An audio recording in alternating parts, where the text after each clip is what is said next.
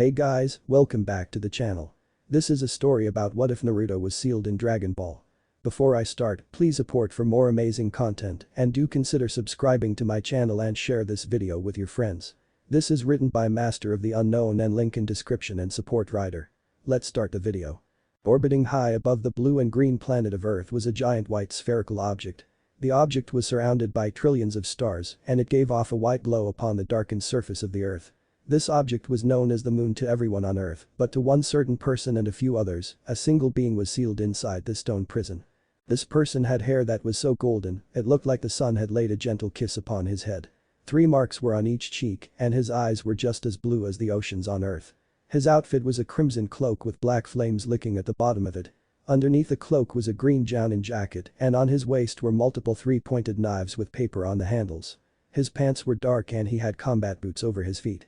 The man sighed from his prison as he watched over the Earth. He knew of an upcoming threat to his planet, but there was no way to escape. The young man believed there wouldn't be another threat to the planet, hell there hadn't been for over 3 centuries, but now when the world needed a hero the most, he couldn't save it. Stop complaining, Brad, a deep voice growled within his subconscious. He knew that voice anywhere, it was the only thing that kept him company. It was the Kyuubi no Yokoaka Kurama, the 9-tailed fox and the greatest Biju of his time. I can't help it, Kurama, ever since those damn Kais sealed me inside the moon, I've been bored as fuck, Naruto told his partner. He remembered all those centuries ago when the Kais asked for his help against a threat to the universe.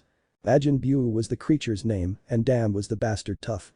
He had to use his full-tailed beast mode against Buu, but the pink demon took his attacks on and came back for more. It was only thanks to his Mokuton and sealing abilities that he was able to defeat the monster. He sealed Majin Buu into a wooden and stone prison of his own that not even his master Babidi could break. After that, the Kais began to teach Naruto how to separate his chakra and begin to use Kai abilities. Thanks to his shadow clones, learning how to use Kai didn't take that long. His progress started to scare the Kais, so they thought it would be for the best interest of the universe if he was sealed away as well. Flashback. Naruto let out a grateful burp as he finally downed his last bowl of ramen. He couldn't believe how well the day had went. He had finished his Kai training and now the Kais had invited him over for ramen to celebrate. Naruto walked outside and seen the Kais watching over Majin Buu's prison with cautious glances and the blonde Jinchuriki couldn't help but sigh. I swear those guys are so paranoid, Naruto muttered while hearing his partner Kurama agree from within his mind. Naruto made his way over to the Kais. Hey guys, Naruto called out. Immediately the Kais snapped their attention towards Naruto and let out a smile. Naruto felt something was wrong with the smiles plastered on the Kais' faces, but he didn't think much of it. You Kais need to stop worrying so much, I sealed him good and he will not be getting out for a long time, Naruto said, while putting emphasis on the word long. He tapped his fist against the prison of Majin Buu and it made a hollow knocking sound. I think you're right, Naruto, the youngest of the Kais, Akashin said with a smile. Anyways, Naruto, me and the other Kais have been thinking something over and we've come to a decision. The other Kais nodded their heads while Naruto began to grow excited. What have you decided on, teaching me a new technique? Or Naruto was stopped in his excited rant when Shin raised his hand. No Naruto, nothing like that. Naruto, ever since you've helped us defeat Buu we've come to realize that you're the strongest being in the universe. Naruto smiled a megawatt fox grin and a small blush stained his tan cheeks. Me and the others have decided it would be the best if you were sealed away too. Naruto's smile immediately dropped while his sapphire eyes widened in shock. Naruto poked his pinky finger in his ear before digging it around and then removed it. I'm sorry, I don't think I understood what you just said. Repeated. His tone that was usually friendly and inviting had morphed to a cold one that sent chills up and down the Kais' spines. Naruto, we can't be more grateful to you for what you've not only done for us, but for the universe. But we the Kais have decided that a being of your power shouldn't run around freely where others could influence him so easily, Shin explained while Naruto's anger began to spike, his fist clenched roughly and his teeth gritted. You ungrateful bastards, you think I will willingly go along with this? Naruto shouted while a blue aura flame encircled his body and his blue eyes shifted to a crimson red with 3 tomo surrounding the iris. His eyes were now a full Sharingan which he had acquired after defeating Madara Uchiha during the 4th Great Shinobi War. Shin seemed to sigh and a frown graced his purple face. I was afraid you would react this way. Shin snapped his fingers and a jolt ran through Naruto's body. His power vanished and his eyes had returned to normal. He fell flat on his face and he found out he couldn't move any of his limbs. You teams, what have you done to me? Naruto demanded, trying to find aces to anything that would help him move and rip these Kais a new asshole. We had put a little something special in that ramen of yours. On this planet, there's a plant that only grows during the summertime and it's used to help us Kais sleep. It will relax the muscles and then your eyes will begin to grow heavy. Then finally you'll fall into a nice slumber. As he spoke, Naruto could feel the symptoms taking effect. You monsters, not only are you betraying me, but you went as low as to mess with my most valuable food, ramen. You Kais are a bunch of soulless backstabbing bastards, Naruto said, his eyes growing even heavier, and he began to wonder why Kurama wasn't cleaning the effects of the plant from his system. I bet you're wondering why the fox isn't helping you. We knew of your ramen addiction, Naruto, and since you consumed so much ramen with the ingredients of the plant inside, the fox seemed to have suffered from the effects as well, Shin explained, while Naruto's vision was growing dark. Damn you all, Naruto muttered one last time before falling into unconsciousness. When Naruto had reawakened, he was watching high above the earth in his new stone containment. He was very thankful that he had resealed the Juubi into the Jito statue and not the moon, or else he would be fighting it, and that was definitely something he didn't want to do ever again. Hell, even Majin Buu didn't come close to giving him as much fright as when he faced the Juubi during the war. Hey Gaki, do you feel that right now? It's coming from Earth, Kurama said while Naruto snapped his focus down onto the planet below and he could barely see a giant hairy ape-like creature starting a rampage. Wow, that thing feels to be as strong as the three tails, Naruto said, while wondering what kind of creature could possess enough power to rival a Biju in battle. There seems to be another power near that giant ape, not as powerful to where it would give us a challenge. But it's stronger than anything we've felt on Earth in a while since Son Goku died, Kurama stated while Naruto nodded in agreement. He had seen many battles from above, but only one individual caught his attention the most, and he really wanted to test his skill against him, and that was Son Goku. Naruto honestly thought the Earth was safe with Goku always watching over it in his absence, but ever since his life force vanished 6 months ago, Naruto felt the Earth was going to be in deep trouble unless he escaped from his tomb. I'm guessing that other power would be that Piccolo fellow Goku teamed up with months ago to fight Raditz. I'm also willing to bet that giant ape creature might be Goku's Gaki, Naruto said while tapping his chin in thought. Naruto glazed down and watched the battle from above. Piccolo dodged a giant hairy fist from the newly transformed Son Gohan. Piccolo and his rivals Brad had been training for months to fight the Saiyans, and tonight was the full moon. He had been completely caught off guard when Gohan had metamorphed into this giant fucking gorilla, and it seemed he wasn't in control of his actions. The great ape opened its mouth, showing teeth as big as city buses and as sharp as a katana. Purple Kai energy gathered from within the ape's throat before unleashing a powerful Kai blast. The blast easily toppled mountains as if they were dominoes and continued on before detonating off in the distance. The blast lighted up the night with a bright purplish and pink glow. Chunks of broken earth and mountain were sent flying. Piccolo had to shield himself as debris from the explosions headed his way. He could hear the beast continue to shoot off Kai blast after blast, and each time it was more destructive than the last. I don't understand, how could this be happening? Piccolo shouted from above, watching as the transformed Gohan pounded his hairy chest in some form of victory. If I don't find a way to stop this monster, there won't be an Earth left to defend, Piccolo said, while the ape's crimson gaze drifted towards him before firing off another Kai blast. Piccolo barely dodged the beam of energy. Piccolo, even though he wouldn't allow his pride to admit it, was intimidated by this creature Goku's child had become. I need to change him back. Suddenly an idea hit the green-skinned warrior. Turning around, he came face to face with the full moon in all its glory. Piccolo remembered the conversation Raditz had with Goku about the moon and how it was their key to transforming. That's it. A grin stretched across Piccolo's face before gathering Kai into his palms. Lightning sparked in his hands before cocking back his arm and threw it forward as fast as he could. A Kai blast sailed from his palms and accented towards the moon. The blast easily escaped the atmosphere and was heading towards a certain blonde stony prison.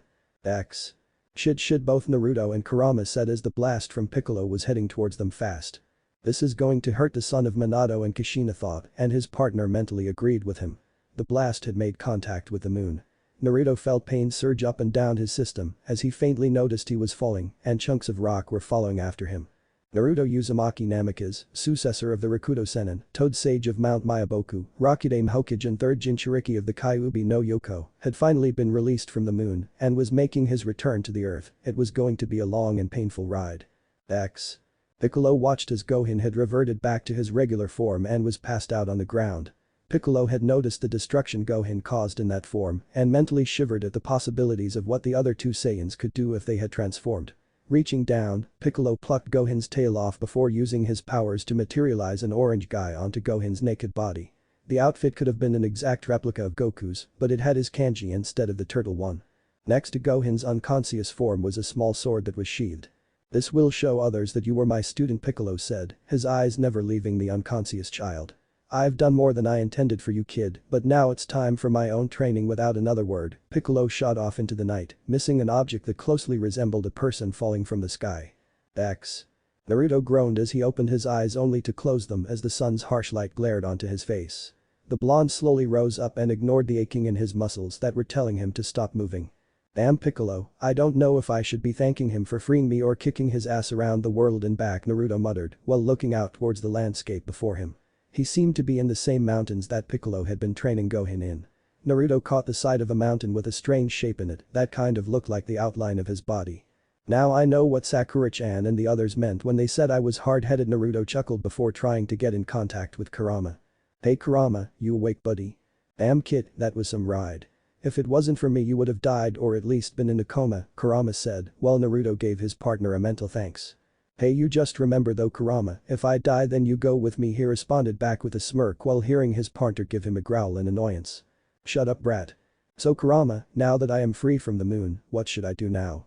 I mean the Saiyans won't be here for another few months. Naruto asked. Inside his mind, the great Kurama tapped his furry chin and thought before a smile rested on his face. I've got an idea, how about you help train Goku's Gaki for about a month and then we go get some training of our own done. Besides we need to help master your Sharingan, then your Eternal Mangekyou Sharingan. You might have acquired both from Madara team, but it doesn't mean you know how to use them after all, Naruto mentally agreed with his partner. Naruto began to use his sensing abilities to find Gohan's life energy. It didn't take long to locate the son of Goku's energy level. Naruto summoned his Kai energy before blasting off into the atmosphere and heading straight for Gohan. Son Gohan didn't know how he got himself into these kind of situations. He just wanted to do what his mother told him by studying and getting good grades, so one day he could become a scholar. But it seemed fate always had to take some kind of action when it came to his life. First it was his father being killed by his jerk of an uncle. Then it was being kidnapped by his father's old enemy, Piccolo, who thought it would be a great idea to leave him in the wilderness by himself. Now he was running for his life away from a really hungry T-Rex. Gohan turned around to see the dinosaur's mouth was opened and aimed to swallow him in one bite.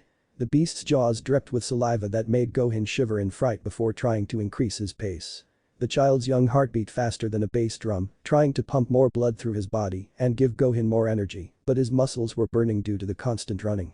Then, Gohan suddenly felt the ground leave him as he tripped over a rock and landed face first on the ground. He skidded for a few inches before coming to a complete stop. Ouch, Gohan muttered before he felt something wet drip onto his forehead. Gohan dared to look up and seen the mouth of the T-Rex descending above him, ready to finally finish him off and turn the young child into food. Feeling panic rush through his system, he turned away and awaited the feeling of death's cold and cruel embrace. Gohan waited and waited.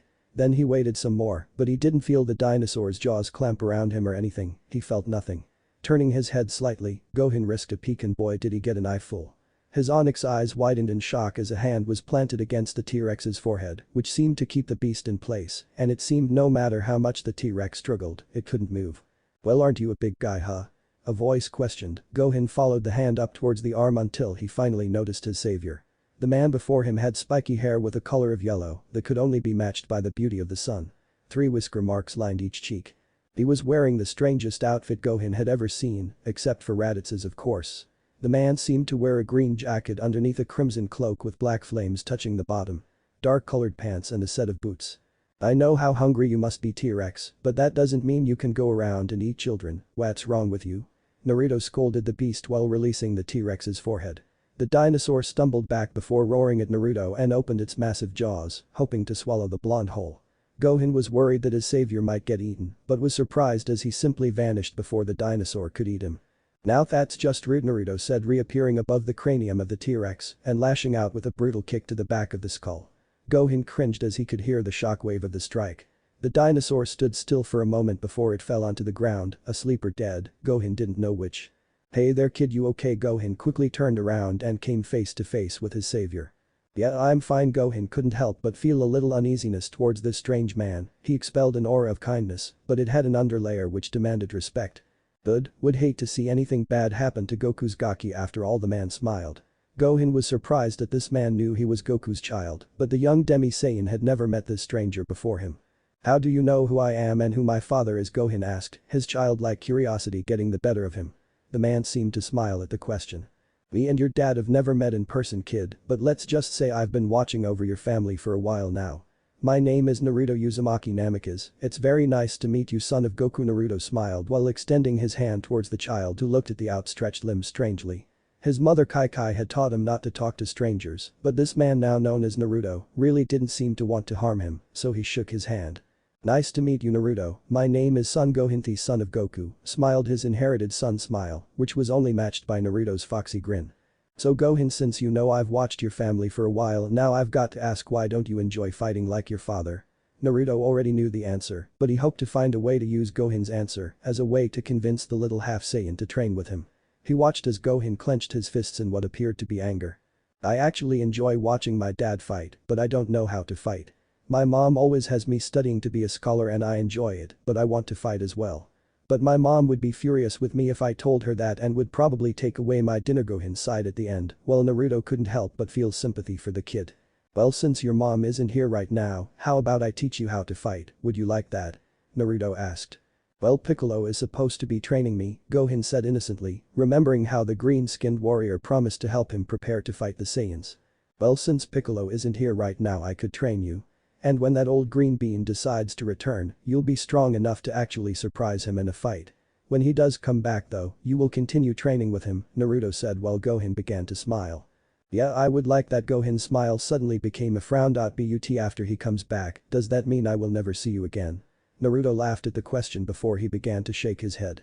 Don't worry, kid, I think you'll be seeing a lot more of me over the next few months. Now enough talking, your training begins now.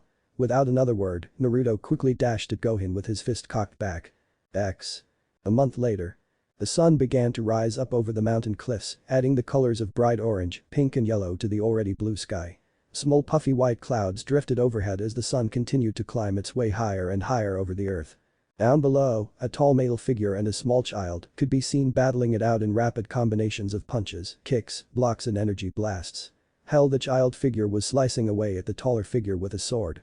Naruto mentally cursed himself, he just had to teach Gohan some of his kenjutsu skills, and now here he was, trying not to have his head cleaved from his shoulders. Ducking under another slice, Naruto vanished in a burst of speed which surprised the younger Saiyan. Gohan suddenly became aware that a cold steel was pressing against his throat and turned his head slightly to see his sensei and older brother figure Naruto smiling at him. Nice job, Gohan, you have really improved greatly since we first started your training. Gohan smiled at the praise he received before a glint appeared in his onyx eyes. I'm not done yet, Naruto. Gohan thrusted his elbow into Naruto's gut, which surprised the blonde shinobi. Gohan quickly spun around before following up his assault with a punch to the nose. Naruto stumbled back before clutching his nose in pain. Damn, Gaki is a lot smarter than I give him credit for, Naruto muttered before his sixth sense went alive with danger. Naruto looked up to see Gohan flying towards him with the speed of a missile. The boy's foot was aimed to cave the blonde's face in. Fuck, Naruto thought before Gohan's foot impacted against Naruto and the ground beneath them exploded due to the massive pressure of the attack. Moments later, Gohan stumbled out of the crater while panting heavily, sweat fell from his face like a small stream. Gohan thought he had finally got the upper hand on Naruto before a poof sound was heard from the crater and a new white smoke emerged. Suddenly a clapping noise echoed through the rocky wasteland. Nice job, Gohan, you defeated one of my cage bunshin. Gohan turned to see Naruto was the one applauding and it seemed he didn't have a scratch on him. Gohan couldn't keep the shock off his face, Naruto was completely unharmed. How did you do that, Naruto, and what is a cage bunshin? Gohan asked while he put his sword back in its sheath. Well, a cage bunshin is the shadow clone technique. Naruto crossed his fingers before a poof materialized next to him. As the smoke began to die down, an exact replica of Naruto stood next to the original. This is the technique I used, which just saved my ass from being turned into paste. It was also thanks to the Kawarimi Jutsu which replaced me with my clone, Naruto explained while Gohan nodded. So how many of those clone things can you make? Over 1,000. Gohan's eyes widened at the answer and was shocked to hear that Naruto said it like being a one-man army was just an average thing. Naruto dismissed his clone before he felt Piccolo's Kai flash across his senses. Well, Gohan, it seems my time training you is up and the rest will be up to Piccolo. Now don't tell him about me because I want it to be a surprise when I meet him, Naruto said before turning his back on the young Saiyan. Naruto, wait. Gohan yelled, catching the blonde's attention immediately. The child's voice seemed to be filled with sadness. Turning around, a wave of guilt spread through his being as he seen Gohan begin to tear up a bit. When will I see you again? Naruto smiled, he honestly couldn't believe how much he must have grown on the son of Goku if he was getting this upset over his departure. Walking forward, he placed his hand on Gohan's head and ruffled his hair. When the Saiyans invade Earth is the day we will meet again, son Gohan. Until then, train as hard as you can and always protect those who are precious to you. Without another word, Naruto Uzumaki shot off into the sky and into the sunrise, leaving behind a sad but determined Gohan. X. Naruto felt the morning air spread through his hair as he drifted through the sky, going at speeds most jet planes would be jealous of. Hey Kurama, it's time to start training with the Sharingan now. I'm sure you probably know more about it than I do anyways. Naruto contacted his partner. Yes, those damned eyes have caused me and the other Biju a lot of problems in the past, but you already know that. It's time for our training to begin now. Channeling chakra into his eyes, they morphed into a fully developed Sharingan. Naruto smirked as his vision instantly became more clear. Yes, it's time to show this world the return of Naruto Uzumaki Namikaze. X. Damn, what a long first chapter. Now first off, let me just say I'm not overpowering Naruto, trust me. Also, I will later on include flashbacks on how he got the Sharingan. No, he doesn't have the Rinnegan yet, that will be farther down the road. I hope you enjoyed reading this because it took me like forever to write. Before I forget, I know Gohan was a little too trusting of Naruto when he appeared, but think about it, as a kid, and Naruto saved him from being eaten by a fucking dinosaur. Those are your 3 choices for which Naruto could be paired with. So after you finish this chapter, please go vote right away. Someone made a comment asking why Naruto wouldn't be stronger than the Saiyans because he lived longer. Well, the answer to this is easy, he's trapped in the moon, how is he going to train? I'm going to answer some of your questions with the beginning of this chapter. Also, this chapter will have another time skip. I don't like giving away secrets in the story, so the time skip helps. Again, I own nothing. X. Flashback dream. Smoke drifted high over a worn battlefield. Corpses of fallen shinobi were everywhere. Blood painted the landscape with a fresh coat of crimson color. The earth had been torn apart left and right due to the constant fighting with high-level attacks and multiple explosives. The sun had long ago been blocked out by black storm clouds that would sometimes rain bolts of lightning down from the heavens and tear apart the world just a little bit more. Right now, this is what the final battlegrounds for the Fourth Shinobi World War looked like to a small group of people and a few gigantic beasts. On one side, there was a beast as big as the mountains that surrounded them. It had a humanoid shape, but it was anything but human. 10 black tails waved behind it, while one singular eye gazed out to its enemies. The eye was red with multiple rings surrounding the pupil and multiple tomos in each ring. This being was the Juubi, the original Biju and known to others as the 10 tails. If one looked close, they would see 2 figures standing on its head. These 2 were Obito and Madara Uchiha. The ones who started the Fourth Shinobi World War and were the reason for the Juubi's revival. Obito looked upon his foes with his Mangekyou Sharingan in one eye, while the legendary Rinnegan was in the other. The original Uchiha clan head had the Rinnegan in both eyes. Right now they were so close to achieving their goals of putting the world under a massive genjutsu and bring about a false sense of peace. The only thing actually putting a stop to their plans were a group of shinobi that stood before them. One figure was covered in a golden light which took on the form of a giant fox with 9 tails swinging behind it. Naruto Uzumaki Namikaze stood before everyone in his full-tailed beast form, his crimson eyes held the will of fire which burned brightly. He was wearing the same necklace that the Rakuto Sennin was said to have worn himself centuries ago. Naruto's uniform was a cloak that looked almost like his father's, except it had the kanji for Rakudame Hokage glowing on the back. Next to Naruto stood another figure that was covered in a column of dark violet chakra that took the shape of a warrior. The chakra warrior was dressed in a frightening armor that hid in its piercing yellow eyes in a veil of darkness. The figure was Sasuke Uchiha, best friend of Naruto, and was using the eternal Mangekyou Sharingan's best defensive technique, Susanoo. Sasuke Susanoo held a sword that was blazing with the black flames of Amaterasu. Right by Sasuke was one of the founders of Konohagakure, Hashirama Senju, who had been revived to give Sasuke answers to some personal questions and now was here fighting to save the elemental nations. Dressed in his crimson battle armor, his own sage mode was activated. A massive sword as big as any blade wielded by a swordsman of the mist. Next to Hashirama was his brother Tobirama Senju, the Niddame Hokage. His undead eyes glared heavily at the form of Madara Uchiha. What he had against the Uchiha clan head may be never known to anyone except the 2. Hiruzen Sarutobi, 3rd Hokage of Konoha, stood next to his senseis dressed for battle. The final Hokage of the group was the Yondaime, Minato Namikaze and father of Naruto. His blonde hair danced in the wind as a small breeze blew through the battlefield. In his grasp was his 3-pronged kunai that helped him perfect his Hiraishin jutsu. It was because of the Hiraishin that Minato became the Yellow Flash of Konoha and helped end the Third Great Shinobi War. Now he along with the other Hokages had been resurrected to save the world, hopefully for the final time. Behind them stood their summoner, the snake Sanin Orochimaru, who gave out a small pant of exhaustion for keeping the Ito Tensei activated for so long. Suddenly the Juubi gave off a howl, seemingly trying to challenge the fools that stood in its way. From the Juubi's breath alone, winds with the strength of hurricanes ripped through the air and the shinobi below had to use their chakra to keep them stationed on the ground. Hashirama clasped his hands in what looked to be a prayer before he shouted out his jutsu. Mokuten Hijutsu. Jukai Koten trees burst from below and shot forward. They began to wrap around the body of the great Juubi, in which the great beast began to struggle a little as the hold grew tighter and tighter. I don't think so, Hashirama Madara said while mimicking the same thing Hashirama had done earlier.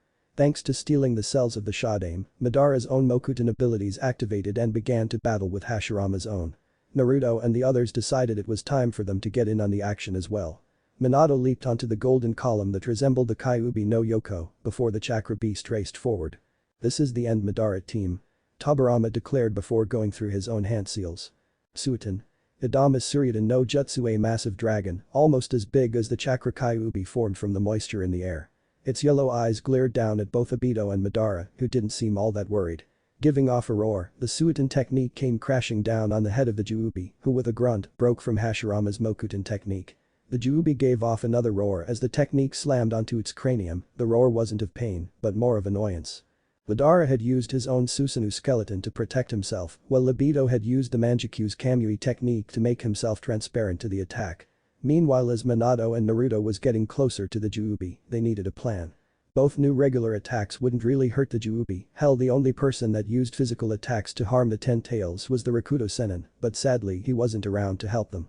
Naruto, we need to reseal the Juubi back into the Jito statue. Naruto's eyes widened before they locked with his father's. How though? I thought the statue was destroyed due to the Juubi being resurrected. Minato shook his head. No, Naruto, you see, the Jito statue is like the birth of a butterfly. The Jito statue is the cocoon for the Bijuu's chakra, and the Juubi is the caterpillar that awaits inside as all the chakra mixes together.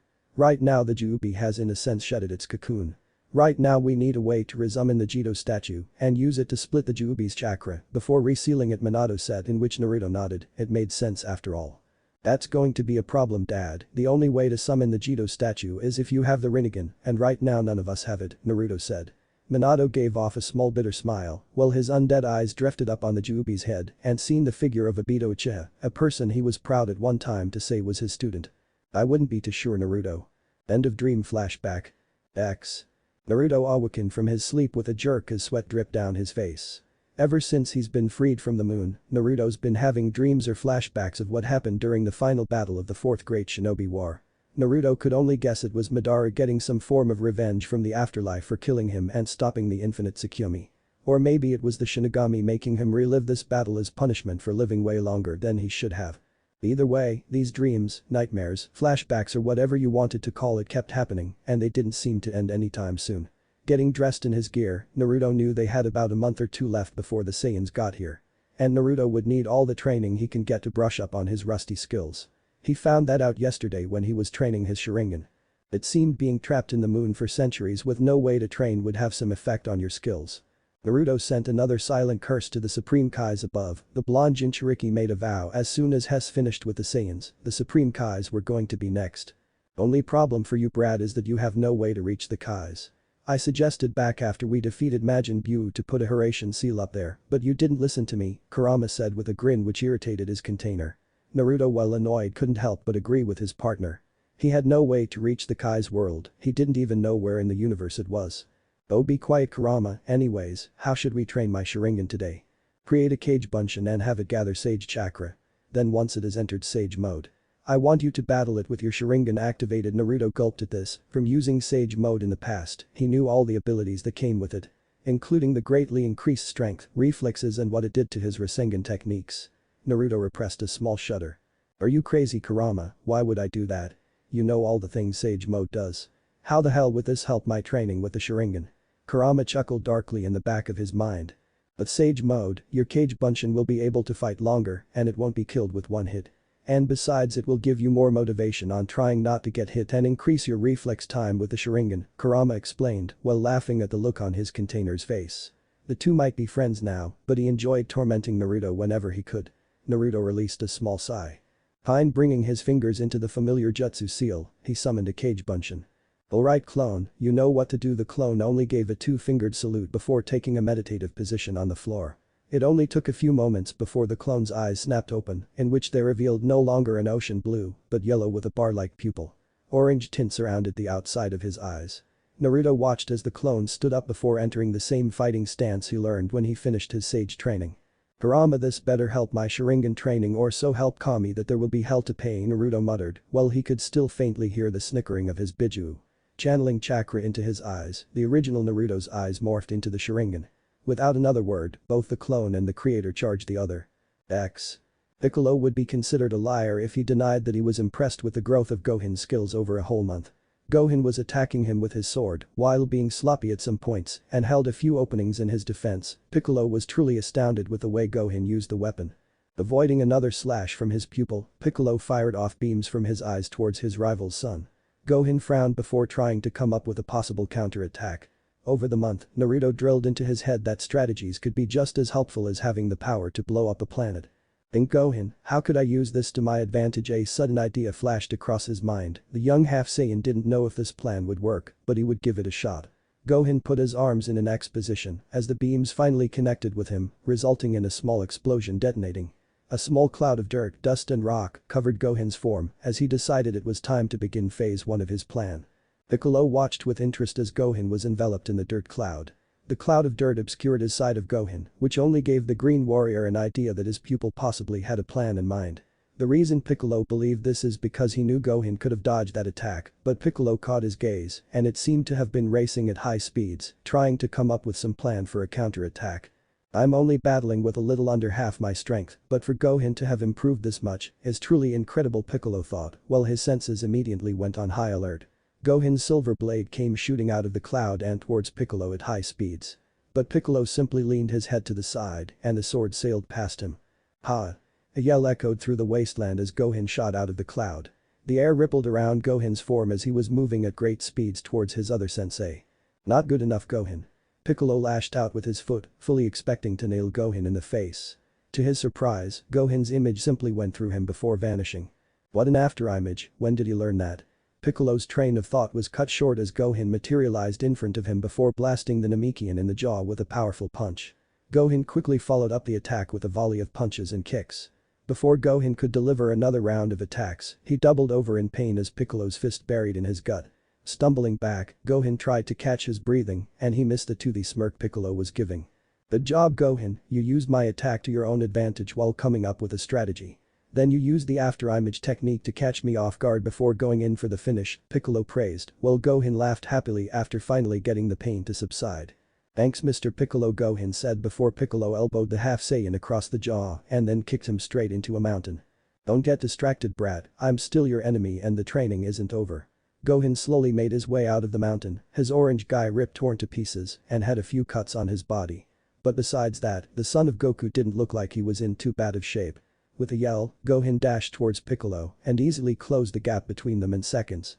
This kid is going to be stronger than all of us, I can feel it, Piccolo thought before dodging another one of Gohan's attacks. X. A month later in Otherworld. While Son Gohan trained with Piccolo, his father, Son Goku, was currently training with the guy who watched over the northern galaxy, Aka King Kai. Right now Goku was practicing the Kaioken technique, which amplified the user's strength, speed and abilities. But the Kaioken had one flaw. When used, the Kaioken will immediately put a strain on the person's body, and the higher the user goes, the more strain that will be added. King Kai made it clear to Goku that if pushed too far, the user's body will give out and you'll possibly die if the Kaioken is activated for too long. Meanwhile, King Kai was watching over the planet Earth with what could possibly be described as a guarded expression. It had only been about 2 or 3 months after the moon was destroyed and a strange energy signal had appeared. King Kai noticed the strange Kai signature had interacted with Goku's son. The only reason the blue being didn't announce this to Goku was because he didn't sense any evil feelings towards the Earth or the child. But that didn't mean King Kai wasn't prepared if this power suddenly turned hostile. But who or what could it be? Hey King Kai. The cheerful voice of Son Goku broke him out of his thoughts. Yes Goku, what is it? King Kai asked. The Kai turned to his student who had the classic sun grin plastered on his face. Well, so far I've got down the basics of the Kaioken, I was just wondering if there was anything else you could teach me. King Kai could almost see Goku's eyes light up with excitement at the possibility of learning a new technique. King Kai let out a low chuckle. No Goku, there is no more techniques that I can teach you. You've went through all my lessons at an incredible pace. But for right now let's go over what you have learned.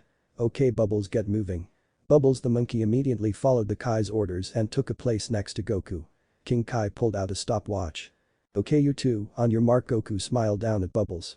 That said, Goku tensed his muscles to get ready for a run. Oh. After clicking the stopwatch, Bubbles shot off at incredible speed. But then something that would amaze the Kais and others for the months to come happened. Goku dashed at speeds that were easily faster than Bubbles' pace and caught the monkey. King Kai's face was one of pure shock as he glanced at his stopwatch.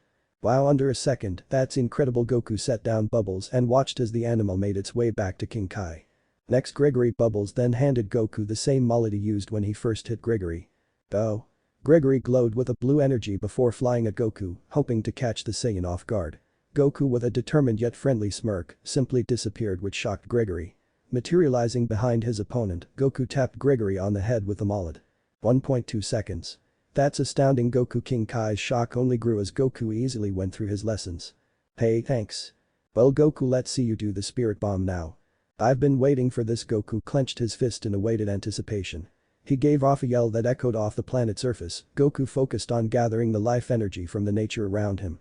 He could slowly feel as the plants gave up small bits of their energy before he started to collect the energy into his body. Minutes passed and King Kai felt a drop of sweat drip down from his face as he watched his student prepare the spirit bomb. A bright white energy then surrounded Goku's body. Great job Goku, now that you have the energy, form it into a ball. Goku focused the spirit energy into his palm, which took on the form of a sphere. I'm ready. King Kai the blue Kai said nothing as he summoned a steel cube and had it float before Goku. Without another word, King Kai threw the cube as hard as he could. The cube sailed past Goku and began to make its way around the planet. Remember Goku to feel it out, not see it. Goku was doing just that, focusing on the cube as it made its way overhead. When it was about to fly past Goku, the Saiyan turned and threw the spirit bomb, making immediate contact with the steel cube, which exploded in a shower of dust and sparks. Once again, shock was all King Kai felt seeing Goku actually use the spirit bomb. Wow Goku, to be honest, I didn't expect you to use the spirit bomb with that level of skill. I'm impressed. King Kai smiled at the end, while Goku rubbed the back of his head in the usual sun manner. Thanks King Kai, that means a lot. Well Goku, in about 1 day, the Saiyans will be arriving. Your training is complete and now the rest is up to you. Yeah, but before I leave, can I have something to eat? Goku asked while his stomach practically roared in agreement. Sure thing Goku. The Kai and Bubbles went and started to make the food before Goku's departure. The sun began to set once again over the beauty of the planet Earth. The sky began to turn a dark shade of blue, while the sun could still be seen over the horizon as it was giving its final goodbye for the day. Down below, a green figure with a small one slung over his shoulder was walking with a limp. The bruised and beaten Piccolo was carrying an unconscious Gohan over his shoulder. Gohan was beaten and cut in multiple places, but a good night's rest would surely heal the young Demi-Saiyan. As the Namekian approached a small stream that glistened with the fading light of the sun, he carefully sat down Gohan and then took a seat himself. Damn kid, a month ago I said you were going to be powerful, and it seems I was right. It's only been another month and your power has grown beyond my expectations. And your skills with that sword have grown as well. Piccolo remembered a few times where he had to regenerate a new limb because of his student's sword. Then Piccolo's eyes narrowed in suspicion. That's the problem though. Before I left, I know you had no experience lifting or even swinging that sword, and now you're doing it as if you've had it for a year now. And your growth in power over the month I left you is strange as well. I'm pretty sure you had some help Gohan, the only question is from who? The only response Piccolo got was a slight snoring. Despite the situation, Piccolo let a real smile grace his stoic face. I guess I can ask you tomorrow, Piccolo said before slipping into a meditative trance. Standing on a cliff right above Piccolo and Gohan, the figure of Naruto Uzumaki Namikaze could be seen watching the two. His golden hair and crimson cloak gently danced as a small gust of wind blew through. Naruto had been masking his energy so Piccolo couldn't sense him. Naruto had seen the two's final day of training and was truly impressed with the way Gohan had improved. Tomorrow is the big day, Hakurama Naruto muttered, his gaze drifting from the Piccolo and Gohan towards the sky. Yes Naruto, and due to my ingenious training idea with your shadow clone, your power and skill have increased to incredible levels. Also it seems you have mastered your Sharingan and a little bit of the eternal Manjikyu. Naruto gave a slight nod at his Bijuu's comment.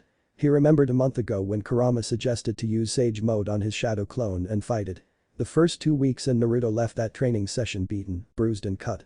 Hell, it was only thanks to Kurama that Naruto was probably still alive at this point. The Saiyans will learn to never mess with the planet Earth again. My father, all the past Hokages, all the shinobi and the Rakuto Sennin gave their lives to protect the Earth, and tomorrow I will too. Naruto gave one last glance at the sky before slowly vanishing in a mixture of leaves and wind. X. Out in space, two spherical pods could be seen flying past the sun and making their way towards the Earth. Inside the pods, both Saiyans were slumbering. The biggest of them with a frown while the smallest one with flame-like coal-colored hair had a cocky smirk. In one more day they would arrive, take the Dragon Balls for themselves. Vegeta would get his wish for immortality before finally taking a stand against Frieza. Then after collecting the 7 magical orbs, they would turn the Earth to space dust. What the two Saiyans didn't know was that the Z-Fighters and Naruto Uzumaki was ready for them. The East City was alive and well, as the people who inhabited it went about their daily lives. They went to work, out to eat, played with their children, the teens hung out with their friends and so many other social activities. At this very moment, 2 spherical pods entered the Earth's atmosphere and descended towards East City below. Flames licked at the door of the pods as they were falling from a high altitude and were quickly making their way to the ground. Some of the city's occupants noticed the falling objects and stopped to see what was going to happen. The 2 spheres completely tore through a building, easily reducing the steel structure to rubble. The citizens of East City screamed as the 2 pods crashed onto the ground. The street beneath the pods collapsed and a huge explosion rocked the city. Cars went flying, windows on buildings shattered to pieces, and small fires began to flare to life. A few minutes passed before the citizens of East City gathered the courage to finally check out what caused so much damage to their city. They noticed 2 very large craters in the street and what looked to be pods of some sort. The 2 spherical objects were letting off steam as they were finally cooling down from the intense heat they had gathered when entering Earth. Slowly, the pods opened and 2 figures stepped out. The citizens watched in fear and in anticipation as they slowly levitated from the craters. "So this is Earth," the one with black hair commented. The larger of the 2 glanced around before giving off a snort. "Wow, the power I'm sensing from these fools are just sad." "Yes, this is true, Nappa, but we haven't come here for them. We came here for the Dragon Balls, so let's get moving already," the now named Nappa smirked. "Sure thing." Vegeta gathering Kai into his fingertips, he lifted them and the people of East City barely had time to scream before they were vaporized by a huge explosion. Citizens from all ages were reduced to smoldering ash, but the 2 villains didn't care, they had a mission to complete and the lives of Earth's people meant nothing to them. Floating above a bigger crater that is now East City, Vegeta glared at his partner. "Damn it, Nappa, what if a Dragon Ball was in that blasted city? Our mission would have been for nothing if you blow even one up," Vegeta growled while Nappa rubbed the back of his head nervously. He hated to make Vegeta mad and when the Saiyan Prince got angry, well, it wasn't pretty. "I'm pretty sure there wasn't a Dragon Ball in that pathetic city." Suddenly both Vegeta and Nappa's scouters turned on. "Well, what do you know, Vegeta, maybe there is more to this planet than we thought." Nappa smirked while adrenaline rushed through his veins at the thought of a new challenge. "Well, why don't we go and greet our new friends?" Both Saiyans cast one last look at the remains of East City before blasting off. X. In the wastelands, both Gohan and Piccolo snapped their eyes open as they felt 2 powerful Kai signatures slither across their senses. "Do you sense that, Mr. Piccolo? What monstrous energy?" Gohan said. "You're right, Gohan, it seems the Saiyans have finally arrived." Piccolo could honestly say he had never felt such tremendous Kai levels before. They made Raditz look like a small child in comparison to power. "Be ready for anything, Gohan, this is what we trained for after all." Gohan nodded. Inwardly, the half-Saiyan was happy and frightened at the same time. Frightened at the thought of going head-to-head with the Saiyans. Happy that he would not only be seeing his father again, but his older brother Naruto. X. Somewhere in the mountains. Yan and his companion Chiaotzu shielded their eyes as a strong gust of wind rammed into them. They had seen the explosion in the direction of where East City was located. "No, what have they done?" Tian shouted while still guarding his face from the winds that were assaulting his face. X. Somewhere else. Yamcha stood up, dripping wet and apprehensive as he had too sensed the fearsome power of the newly arrived Saiyans. The massive winds from an explosion off in the distance had blown him off his feet and into the shallow pool behind him. "They're finally here," Yamcha muttered. He was ready to finally put the training he had done with the others and Kami to the test. Sensing out his friend's Kai signatures, Yamcha shot off in the closest one's direction. X. Another world. Goku raced down Snake Way as fast as he could. It seemed King Kai didn't calculate the time it would take to run down the serpent-shaped road and the arrival of the Saiyans. Goku was surrounded by a shroud of Kai as he used his energy to make himself move faster. Then Goku felt 2 great powers fly across his own senses. "Wow, that must be the Saiyans. Their power is so incredible, I can feel it from here." Goku thought in amazement before a true smile graced his features.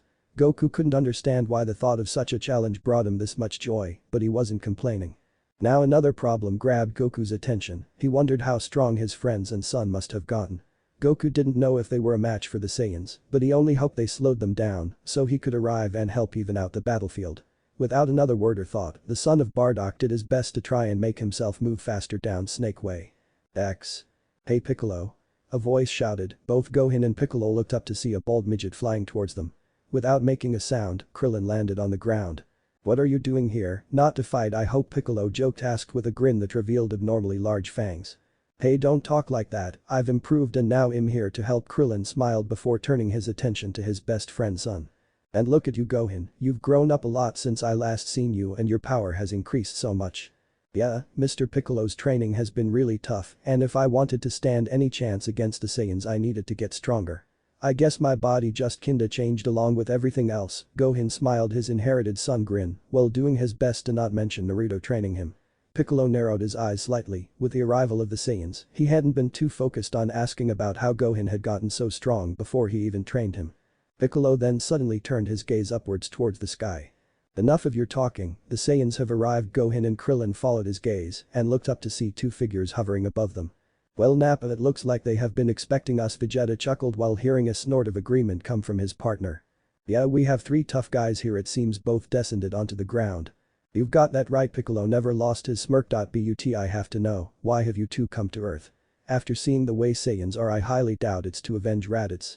Ah, so you're that voice I heard, Vegeta said. Voice? Yes, this device on my face doesn't just read power levels, but also acts as a communicator. Vegeta tapped the scouter on his face. Nappa suddenly recognized Piccolo. Now I see why Raditz was defeated, he's a Namekian, Vegeta. Nappa said. Namekian, what are they talking about? Piccolo thought, shocked with the revealing of this information. Piccolo honestly thought he was just the reincarnation of his father, the Demon King Piccolo, but it seemed the two Saiyans knew something he didn't. In addition to having great strength in battle, I've heard Namekians also have rather remarkable abilities as well. Vegeta chuckled before pointing at Piccolo. They can also perform magic-like abilities, so I'm guessing it was you who created the Dragon Balls. Wait, how do they know about the Dragon Balls? Krillin shouted in shock and awe. Krillin guessed if the two Saiyans knew about the Dragon Balls, then they also knew what they were used for. Nappa never lost his own vicious smirk. Coming here for the Dragon Balls is our first objective, hand them over or you'll all die. Piccolo chuckled at the threat like it was an everyday joke. Coming here to Earth was the biggest mistake you two could have made, and now it's time to pay for it. Piccolo slipped into his battle stance while Nappa tapped his scouter. After getting a reading on their strength, the Saiyan felt really insulted due to Piccolo's threat. But those puny power levels of yours, good luck with that, Nappa commented. Hey Nappa, do we still have some Cybermen left? Wow Vegeta, you sure know how to have a good time. Nappa pulled 8 beans from his belt. 8 in total, Vegeta, and I'm sure this soil will grow them quite nicely. Nappa used his index finger and made 8 holes before put the beans in and covered them up. What are they doing? Krillin asked, confused by the strange actions. He was pretty sure they weren't trying to grow a garden of all things. I don't know, but be ready for anything, Piccolo said, never dropping his battle stance. Within moments, the ground beneath the 8 holes split open and 8 green humanoid figures arose from the ground. The Cybermen flexed and stretched their muscles before turning their attention towards the Z fighters. Without another word, the Cybermen surrounded them. These things are nasty, Gohan commented while the son of Goku was internally wondering where Naruto was. Cybermen, these 3 are your targets. Do them as much harm as you wish, Vegeta commanded. Without another word, the Cybermen vanished and the action was mimicked by Gohan, Piccolo and Krillin. Multiple black specks danced around the battlefield while Nappa and Vegeta easily tracked the movements. Gohan was doing the best he could to dodge his opponents. But having to fight 4 of them at the same time was definitely a challenge. He had no time to prepare a counter-attack or even pull out his sword. So for the moment, Gohan was stuck blocking and throwing back attacks as best as a person fighting 4 people could. Piccolo wasn't having as much trouble as Gohan had, but the Namekian would lie if he said fighting against the Cybermen would be easy. Piccolo knew he had more power, strength and speed than the smaller aliens. But due to their height and speed, it made hitting the target more difficult. Piccolo easily towered over the Cybermen, so even though he was more powerful, he was having a hard time catching his opponents who used their attributes to their fullest extent. Out of the 3, Krillin was probably having it easier than Gohan and Piccolo. Krillin was short enough to match the Cybermen in height, so he didn't have that disadvantage against him. Krillin ducked under a punch from one of his Cybermen foes before lashing out with a kick that knocked the Cyberman away. Turning around, Krillin caught the other Cyberman's fist. Giving off a smirk of his own, Krillin swung the Cyberman around before releasing the green alien towards Gohan. Gohan watched as a Cyberman came flying from the direction where Krillin had been fighting. The airborne Cyberman crashed into the Cyberman behind Gohan. The Demi-Saiyan noticed his foes were distracted due to seeing their flying comrade, quickly did a couple of handsprings back to not only create distance, but to finally pull out his sword. "Thanks Krillin," Gohan called out before hearing a shout come from Piccolo. Gohan turned and seen the ground beneath Piccolo explode open as he flexed his power and created a shockwave strong enough to repel his opponents. Piccolo leaped over besides Gohan and was joined by Krillin moments after.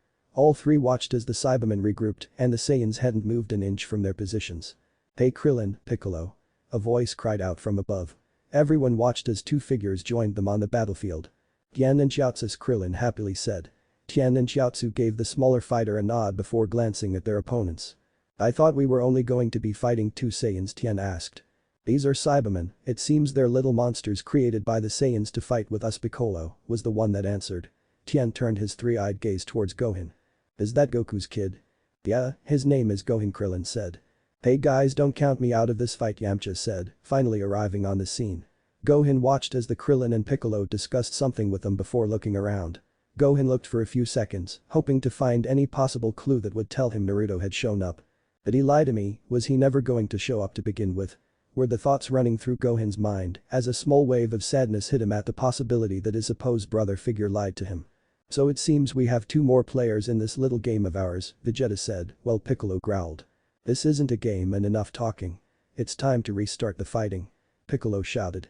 "Hey, where's the harm is this little game, Piccolo, and besides it will buy some time until Goku shows up," Krillin whispered to the Namekian. The rest seemed to agree with Krillin's plan. "Okay then I will go first," Tien said while walking forward. Vegeta glanced at a Cyberman. "You go first and hammer this fool until he's a bloody mess," the Cyberman nodded before rushing Tien. Tien only smiled, he was finally ready to put his training to the test. X. Underneath West City. In the depths underneath West City were the ruins of the once great village of Konohagakure. Konoha was once a beautiful village filled with occupants of all kinds including merchants, civilians and shinobi. Now it lay destroyed, old and torn down, as time has aged the once great village hidden in the leaves into a shell of its former self. 2 centuries after the shinobi era had ended, a massive earthquake tore through the village and the ground beneath it collapsed. Konoha and even the Hokage monument fell underground and no one was around to watch as the village was slowly buried. Due to time and the advancement of technology, West City was built over Konoha's ruins and the people of West City had cut down the forest surrounding Konoha to use for lumber or to build their houses. Naruto carefully leaped from building to building, hoping not to destroy any possible remains of his home village. His blue eyes were filled with tears as a collection of personal memories flashed through his mind. Memories of when he was eating ramen at Ichiraku's, when he finally met Kakashi-sensei after joining Team 7. The battle when Suna and the Sound Village tried to invade Konoha. Naruto also caught the broken remains of not only his face, but his father's and the other Hokages on the monument that used to stand so proudly over his village. Leaping off a building, he landed in a park. The slides and swings had long ago rusted and it seemed with the slightest touch would break. He had played in this park many times when he was younger, but it was also the place that had his most sacred memory. X. Flashback. It was 2 years after the Fourth Great Shinobi War and the village of Konohagakure had finally been rebuilt from Pain's invasion.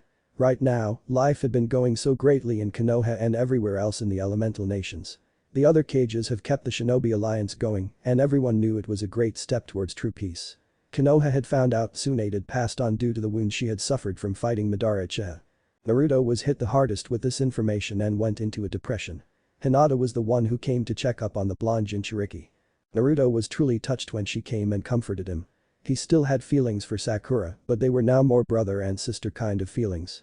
Hinata helped Naruto come out of his depression and the two started to get to know the other better. Naruto knew he never talked about her confession, but he wanted to make sure if he had true feelings for Hinata. A week later, Naruto was announced as Rakudame Hokage. Naruto was so excited that he finally achieved his dream of being Hokage. Later that night, he had asked Hinata to join him at the Hokage monument where the Hyuga princess congratulated Naruto.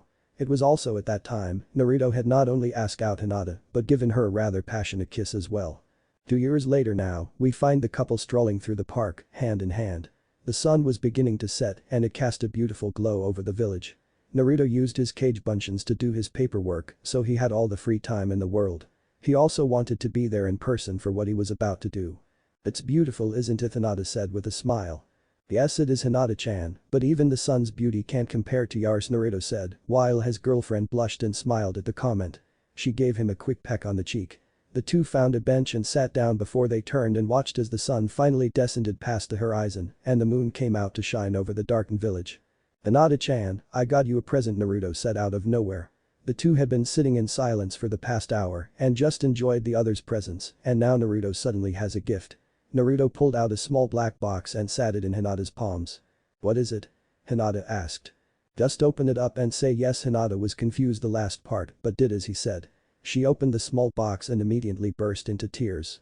In the box sat a ring with a giant green gem on it. Hinata now understood what he wanted, she just couldn't believe it was happening. So Hinata-chan, what do you say? She broke out of her thoughts to see Naruto had gotten onto one knee. Will you marry me? Hinata Hyuga, Naruto asked before getting a bone-crushing hug from his girlfriend. Yes, yes, yes, Hinata screamed in pure joy. Months later the two got married and later that night finally sealed their love for each other. Naruto broke from his flashback and felt the tears as they streamed down his whiskered cheeks. He cleaned his face with his sleeve before once again cursing the Kais. He had spent his entire life with Hinata and the two had 3 beautiful children. A boy named Minato and 2 girls named Kushina and Tsunade. He remembered watching them grow to be powerful warriors. Naruto had spent his whole life with Hinata and his heart broke when she passed on before him. When Naruto thought he was finally going to pass on, the Kais finally decided they needed him. Before he left, he appointed Konohamaru as Nanadame Hokage. Naruto secretly hoped that after he was finished with Buu, he could finally die, but it seemed the oldest and most powerful of the Kais gave Naruto some of his life force. Naruto's age had reverted back to about 17. When the Kais told him, he was pissed, but when they mentioned training him to separate his chakra to use Kai, he calmed down. And then their betrayal happened. Naruto left the park before making his way towards the Hokage Tower. He broke through one of the Hokage's office windows and almost chuckled. He remembered how irritated his grandpa figure, Hiruzen Sarutobi, would get when a shinobi would come in through the windows instead of using the door. Shaking his head, he walked to the picture of his father that was smiling. He lifted the portrait and seen a hallowed part of the wall behind it. Naruto pricked his index finger and smeared blood over the hallowed wall. Multiple black markings spread onto the wall before they disappeared. A door suddenly opened up to reveal a room that was about the size of a broom closet. Inside lay 2 swords. One sword was the Nidame Hokage's Shinken no Ryu, and the second was his mother's blade she had used when she was a shinobi. Kushina had apparently nicknamed her sword Crimson Death. That old mom, Naruto muttered with a small smile. Suddenly Naruto felt Gohan's, Piccolo's and a few other fighters' powers flare. But he sensed 2 other negative and incredible energy signatures. So it seems the Saiyans have arrived and I must not have noticed due to my little trip down memory lane. Looks like the fighting is about to begin, I don't want to miss it. Naruto sealed up the wall once again before leaping out the window. Be ready, Kurama, Naruto shouted.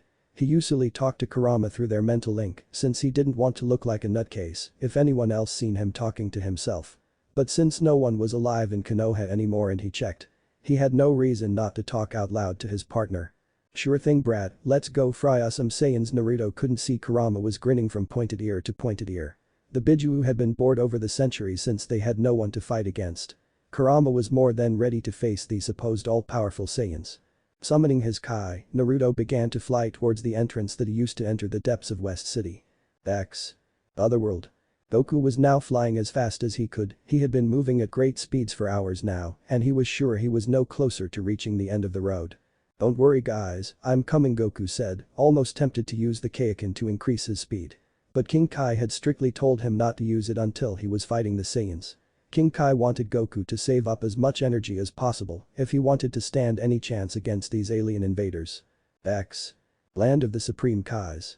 So what are you going to do now, Supreme Kai? Has escaped. Shin turned his attention towards Kibito. Sadly we can't do nothing right now, Hess stronger than us even back then when he couldn't use Kai abilities and he has only been getting stronger, Shin sighed, while Kibito simply kept his stoic face. I'm going to get you, Mr. Supreme Kai. A female Kai shouted. Shin now smiled as he jumped up and avoided West Kai.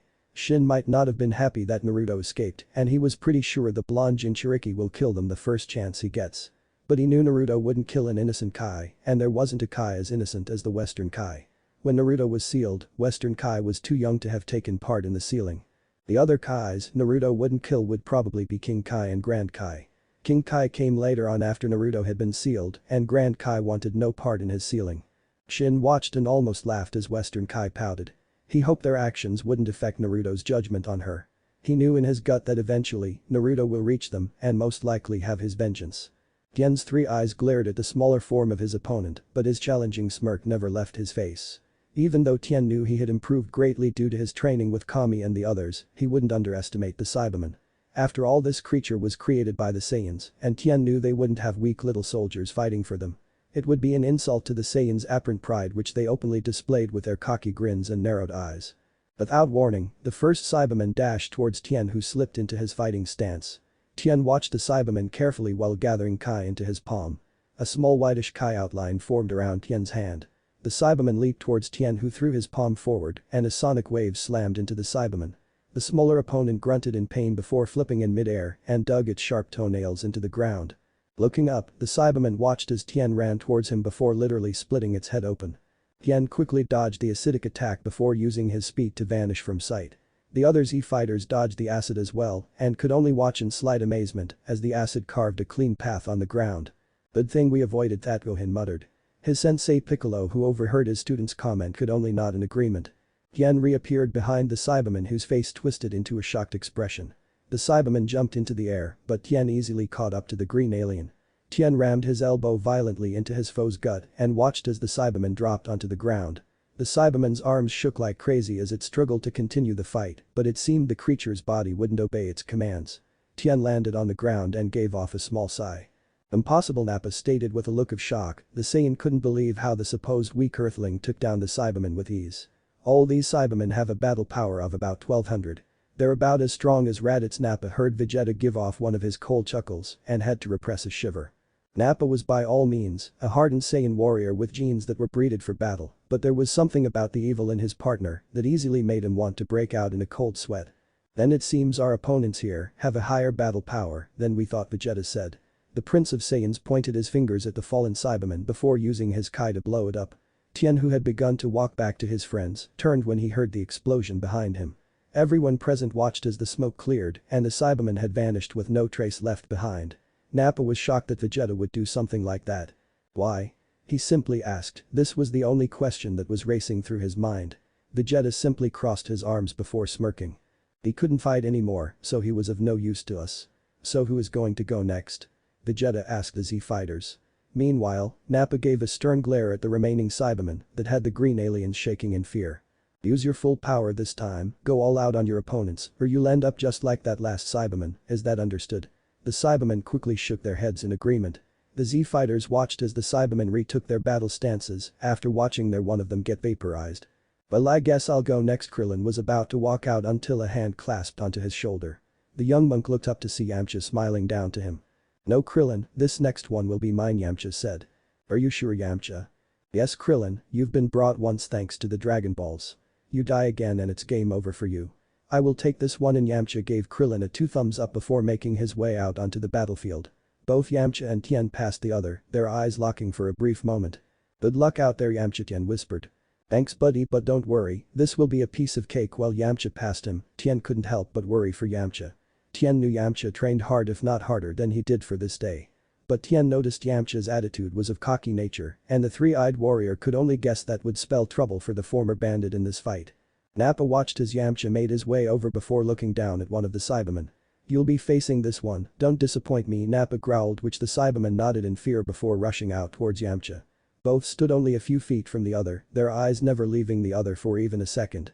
Both moved instantaneously at the same time, their speed untraceable to normal civilians, but the rest of the Z fighters and the Saiyans tracked their movements easily.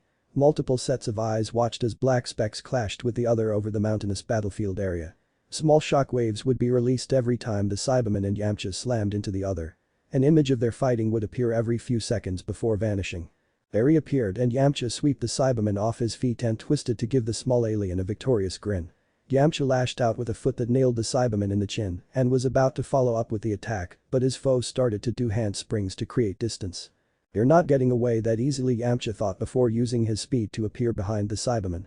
The Cyberman felt Yamcha materialize behind him and caught a punch that was aimed for his skull. The Cyberman began to swing Yamcha, which caused the Z fighter to scream, not in pain but more of surprise. The Cyberman released his hold on Yamcha and watched as he tumbled into the air and his form disappeared into the sun. Not even seconds later, a furious Yamcha raced down from the sky with his foot directed to cave the Cyberman's face in. The Cyberman avoided the strike by flying back and landed on one of the many rock pillars surrounding them. "Oh no, you don't," Yamcha screamed before following after the Cyberman. As Yamcha got closer, the Cyberman smirked and then without warning lunged for Yamcha. Instead of shock or fear like the Cyberman expected, Yamcha gave another of his own smiles before vanishing. The Cyberman hit nothing but air and began its fall towards the ground. Yamcha reappeared above his falling opponent with his hands cupped together, his face one of concentration. Yamcha gritted his teeth while summoning his Kai into his palms. Seconds later, the sky began to glow a crystal blue as a small sphere of energy swirled in front of Yamcha's cupped hands. This next attack wouldn't be just any regular Kai blast. It would be the Kamehameha wave, the same technique Yamcha had learned and mastered from his sensei Master Roshi. Ha! Yamcha threw his hands forward and the legendary technique sailed from Yamcha and towards the Cyberman. The Cyberman barely had time to scream before the Kamehameha slammed into its body with the force of an elephant. The form of the Cyberman crashed and buried beneath the ground as the Kamehameha pushed and dug into the smaller fighter. Yamcha cut off his power and landed on the ground in front of the Saiyans. Before him, in a small crater was the smoking form of the Cyberman. Yamcha's gaze peered into the supposed lifeless crimson eyes of the Cyberman as its body continued to lay there. Yamcha was searching for any possible trick the Cyberman could be pulling. When the smoking stopped and the Cyberman still remained motionless, Yamcha could only guess he killed it. "That's two Cybermans now," Nappa said. Yamcha turned to face the Saiyans, his face basically told everyone the pride he took in his victory. "Well, that was really easy, it seems we're more powerful than your little squad of green goons here." Nappa clenched his fist in anger at the mocking from Yamcha and was about to retort. "Nappa," Vegeta said sharply, cutting off whatever Nappa was just about to say. Unnoticed to everyone watching, the clawed hands of the Cyberman began to twitch. This was at the moment the smallest sign of life it gave off. Vegeta suddenly sensed the small life left within the Cyberman and his cold grin came back. "Well, how about I take on the other 4 Cybermen by myself," Yamcha said. Vegeta let off a laugh that unnerved Yamcha and set the other Z fighters on guard. "Now that I would like to see, sadly we won't get the chance." The Saiyan Prince's statement now had everyone on their toes. Piccolo and the others now wondered if Vegeta and Nappa were finally going to step into fight. They had easily proven that they could take the Cybermen on and beat them. But a terrible feeling erupted in the Namekian's stomach, something bad was about to happen. That's when Piccolo and the others finally sensed the life signs of the Cybermen, but then it was already too late. Yamcha barely had time to turn around before the Cyberman latched onto the Z fighter in a fierce and tight bear hug. Yamcha strained and struggled against the hold of the Cyberman, but it seemed the Cyberman wouldn't budge an inch. Yamcha glared at the Cyberman who remained emotionless before giving off a deadly laugh. "It's over," Piccolo stated grimly. Gohan and the others gasped as a light surrounded the two before an explosion detonated. Yamcha's screams of agony could be heard over the loud explosion as the bright orange and white colored flames consumed his body. The others' faces were of complete disbelief. Somewhere else. Naruto was flying around the world as fast as he could towards the fighting. That's when he felt a sudden drop in life energy. He couldn't tell whose it was, but it gave both him and Kurama a bad feeling. "Damn it, I think someone just died. What's happening right now and why the fuck did West City be so far away?" Naruto screamed in anger. The question of who possibly died plagued his mind. Naruto prayed to whatever god above that would listen that it wasn't Gohan who died. The blonde Jinchuriki didn't think he could forgive himself if anything happened to Gohan after the promise he made him. "Naruto, you better speed it up now. I think the true bloodshed has only just begun," Kurama stated, which Naruto agreed with. Naruto gathered as much speed as his base form had stored before releasing it in a small burst. A small sonic boom erupted and the wind dripped against his face due to the high speeds he was moving at. Naruto tore through the sky. The people watching from down below could only make out a black speck blasting through the air. Back with the Z fighters. The smoke cleared around the form of Yamcha, which was sprawled lifelessly in his own crater. "Kamikaze, he had no way to defend himself," Piccolo muttered. Krillin slowly approached Yamcha's body, a small flicker of hope that he was somehow still alive.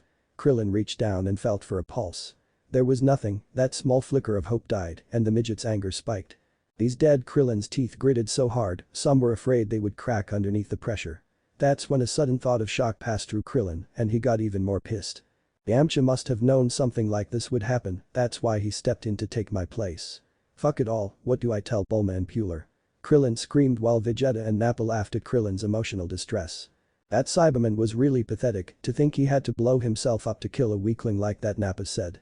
"Yes, now please clean up this filth and let's continue on with the fight." Krillin glared at both the Saiyans, and if looks could kill, then the two would be smoldering ashes on the ground.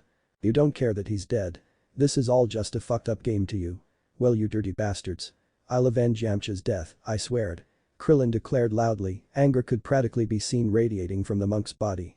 Krillin turned and looked at his friends. Everyone get back now, Krillin ordered before raising and gathering power in his hands. He lifted his arms above his head, palms facing the sky. A small orange glow surrounded both of Krillin's hands and it seemed to connect above his head. Sparks of lightning danced off his fingertips and met in the middle with violent clashes. Vegeta simply was unfazed by the threat Krillin had given him before looking towards the Cyberman to his left. Attack! The Cyberman didn't need to be told twice and dashed towards Krillin.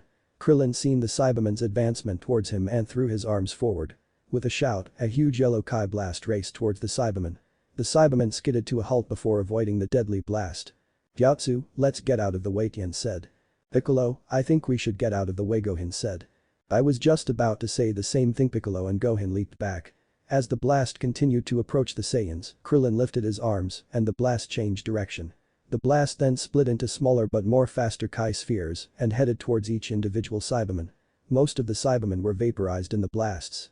Then another remaining Kai sphere attacked both Vegeta and Nappa, who made no effort to dodge. Boom.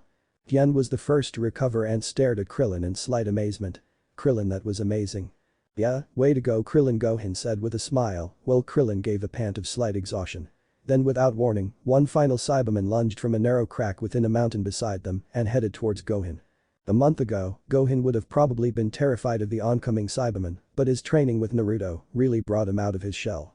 Gohan whipped out his sword and made a dash at the Cyberman. Gohan made a slashing motion as he ducked under the lunging Cyberman. The Cyberman went completely still, while Gohan simply began to resheath his blade. When he clicked the sword back into place, the Cyberman's head rolled from its shoulders and fell to the ground at the creature's feet. The body gave off a small spurt of green blood before collapsing. I'm going to have to clean my blade off later, Gohan muttered, while Piccolo gave his student a grin. Piccolo honestly expected Gohan to freeze up just because of the little to no battle experience he had, except for the spars with him. Piccolo now realized that he would have to look forward to what Gohan would do next to impress him. So it seems the kid has some fighting spirit after all, the familiar voice of Vegeta said. Each Z fighter turned their head to see the smoke around them finally clear and it showed the two Saiyans were unharmed. I guess the game is over, you ready to fight them, Nappa? Vegeta asked, which his partner gave off a laugh. Hell yeah, these punks will be begging for mercy by the time I'm done with them, Nappa said. I can't believe it, Krillin's attack had no effect on them at all, Tien thought. Krillin, how much power did you put behind that, Gohan asked. Full power, Nappa, and Vegeta began to casually stroll towards them and the Z fighters tensed up. Vegeta stopped as he watched Nappa continue forward. Don't kill the Namekian, Nappa, we need him for the Dragon Balls. Understood. Nappa glanced out towards his opponents and mentally began to choose which one he wanted to slaughter first. Without warning, Piccolo appeared in front of Nappa. You're mine. He shouted. Piccolo fired a blast which Nappa dodged. Now that's not nice, a voice said behind Piccolo. The Namekian couldn't turn around as Nappa had appeared behind him and delivered a kick to Piccolo. Piccolo was sent flying and crashed through a small boulder. Mr. Piccolo, Gohan shouted. Well, I guess this will be some fun after all, Nappa said while landing on the ground. The air seemed to blow quietly through the area while everyone was waiting for Piccolo to emerge. They knew an attack like that wouldn't keep the Namekian down for long. Ha! Piccolo's voice shouted as the rubble that had buried him seconds ago exploded in a shower of dirt and gravel. Piccolo stood up, he didn't look injured from the attack at all, but everyone could tell he was annoyed due to the fierce scowl on his green face. Okay brats, just give me a second to get ready, Nappa sneered while clenching his fists and his muscles bulged. Veins appeared on Nappa's muscles, sending blood, adrenaline and power coursing through the Saiyan's being. The ground began to shake underneath everyone while Nappa continued to gather his power. This is unreal, Krillin shouted, his face twisted into an expression of fear and shock. The whole ground is shaking, Tien said. Little pebbles and smaller chunks of boulders began to levitate due to the monstrous power that was being released through the battlefield. Mr. Piccolo, what do we do? Gohan asked his teacher while using his Kai to keep him from falling. We stand firm, Gohan, like true warriors and try not to die, Piccolo said, while a small trail of sweat dripped down the Namekian's skin as he could still feel the seemingly endless energy spike. Nappa finally decided to stop powering up and the ground stopped its shaking. Now, let us begin, Nappa smirked. X. Otherworld. Hey, that's the castle, Son Goku said. He remembered passing the same palace when he had reached the halfway point on Snake Way. Goku was about to pass by the castle before a power erupted within it.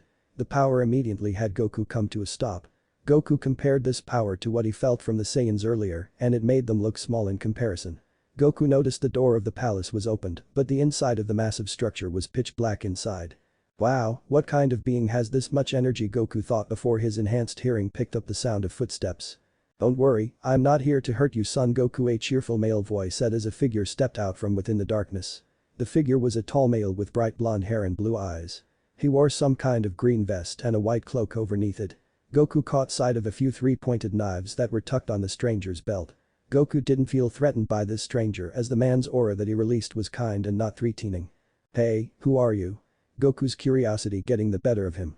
Just call me Minato Namikaze, and like I said, I'm here to give you assistance, the now identified Minato said.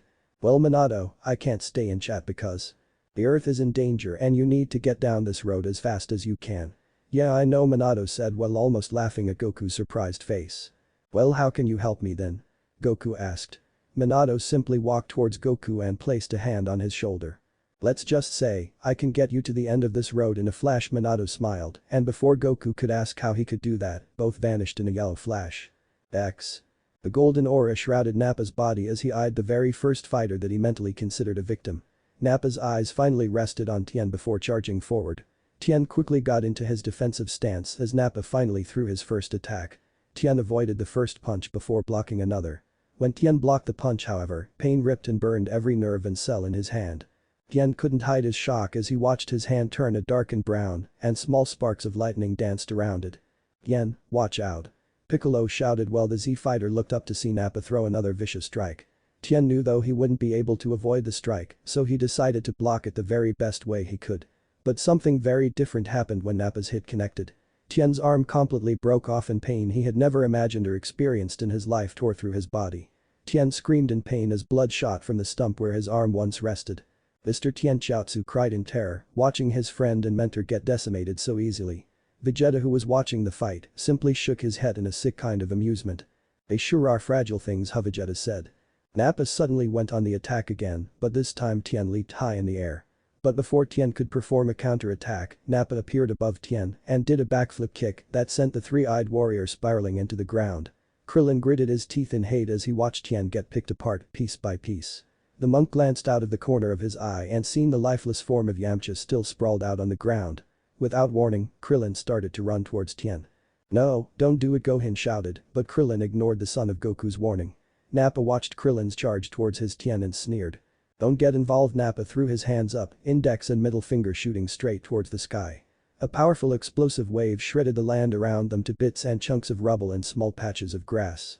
Some of the mountains around the fighters were lucky to have survived the assault.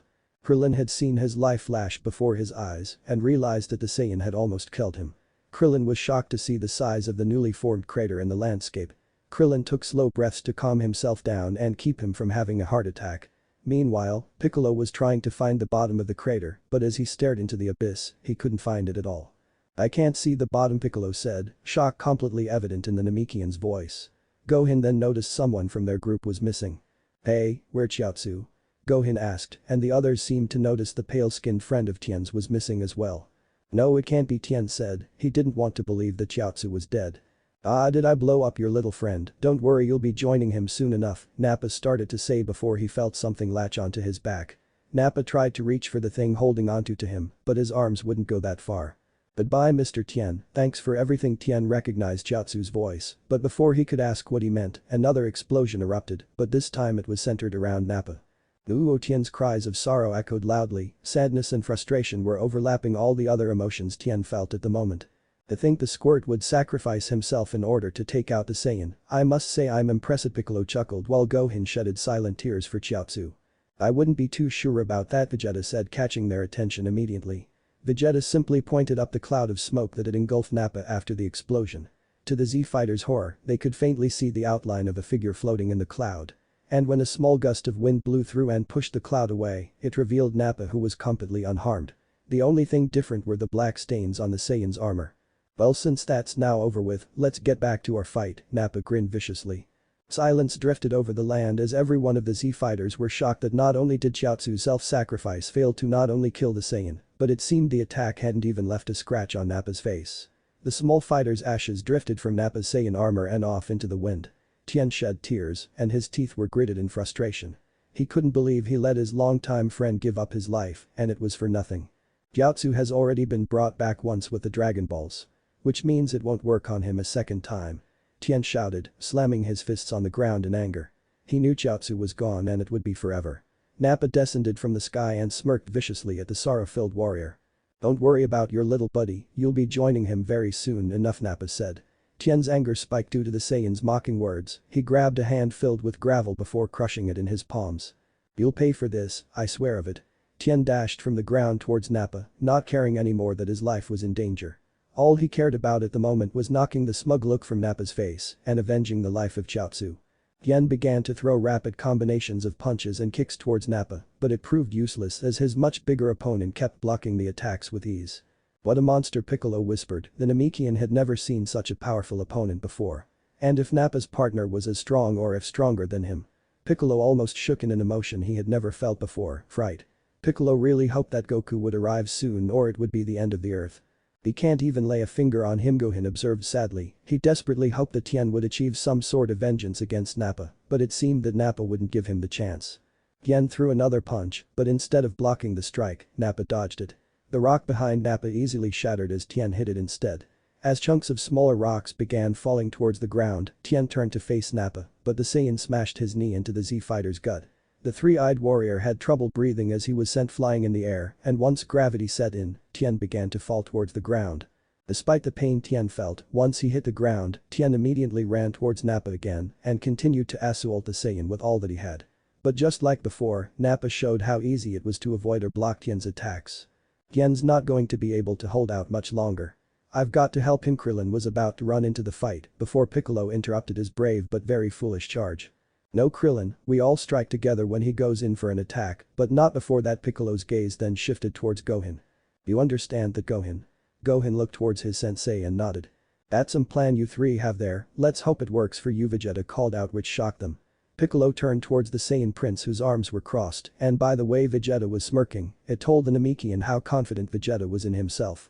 "Now keep your eyes on the battle. Remember you only have one true shot at this," Vegeta said while Piccolo scoffed. "I wouldn't be so confident, Saiyan, not after Goku arrives. Then that little smirk of yours will be cleaned right off your face," Piccolo said. "Is that so? You've truly got me shaking in my boots now. I'm curious though, this Goku guy is your ace in the hole?" Vegeta asked while Piccolo laughed.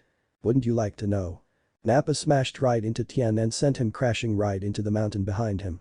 Tien's body bounced off the mountain before it collided violently with the ground. The Z-fighter had to resist the urge to cough up the blood in his mouth.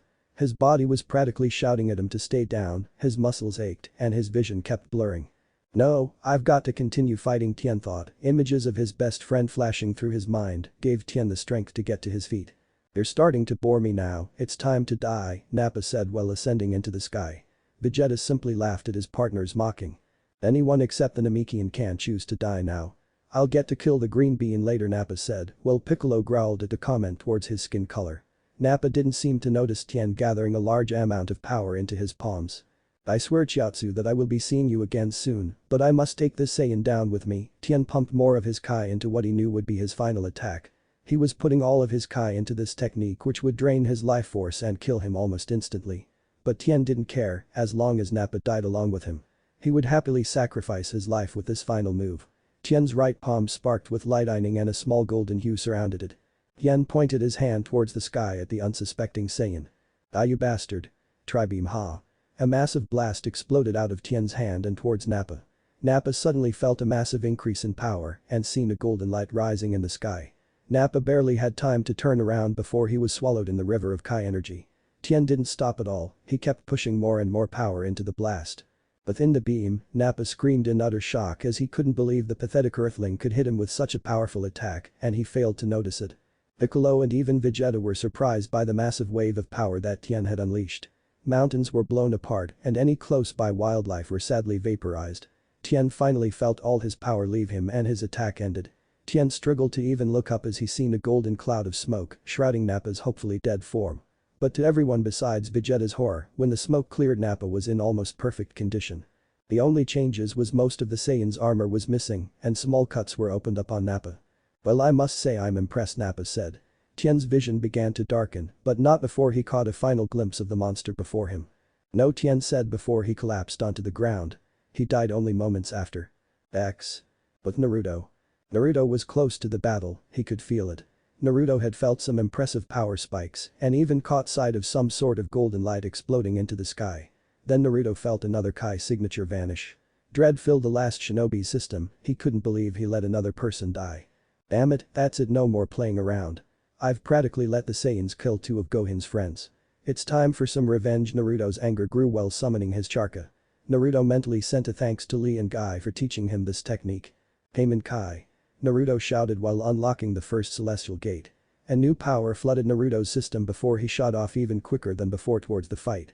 X. Another world. Kami and King Yama chatted while waiting for Goku's arrival. King Yama knew that Goku would probably get there late, so he asked one of his longtime friend for some assistance. He remembered meeting Minato Namikaze when his father, the Shinigami, faded away. Minato and the other Hokages were asked to help King Yama should a problem arise in the check-in station. They happily agreed, after all they had nothing better to do in the afterlife. But they made it clear to King Yama that they were allowed to visit their loved ones whenever they wanted to. King Yama accepted the deal and a beautiful friendship formed between them all. King Yama right now was explaining the history of the elemental nations to Kami, who was shocked and intrigued that the world used to be like that so many centuries ago. Goku and Minato arrived in the check-in station in a yellow flash. While Minato was perfectly fine, Goku almost lost his lunch due to the unexpected technique. Kami was shocked by the sudden appearance of Goku and Minato, while King Yama chuckled. "You always know how to make an entrance." Minato gave a smile while rubbing the back of his head in embarrassment. "We both know, King Yama, that the Hiraishin technique was the fastest way to get Goku here, and I didn't want to risk anything with the fate of the world in the balance," Minato said. Kami looked like he wanted to question Minato about the technique, but before he could, King Yama interrupted him. "Kami-san, you don't have time for questions. Get Goku back to Earth." "Yes, King Yama-sama," Kami said while placing a hand on Goku's shoulder. "Wow, Minato, that was an amazing thing you just did.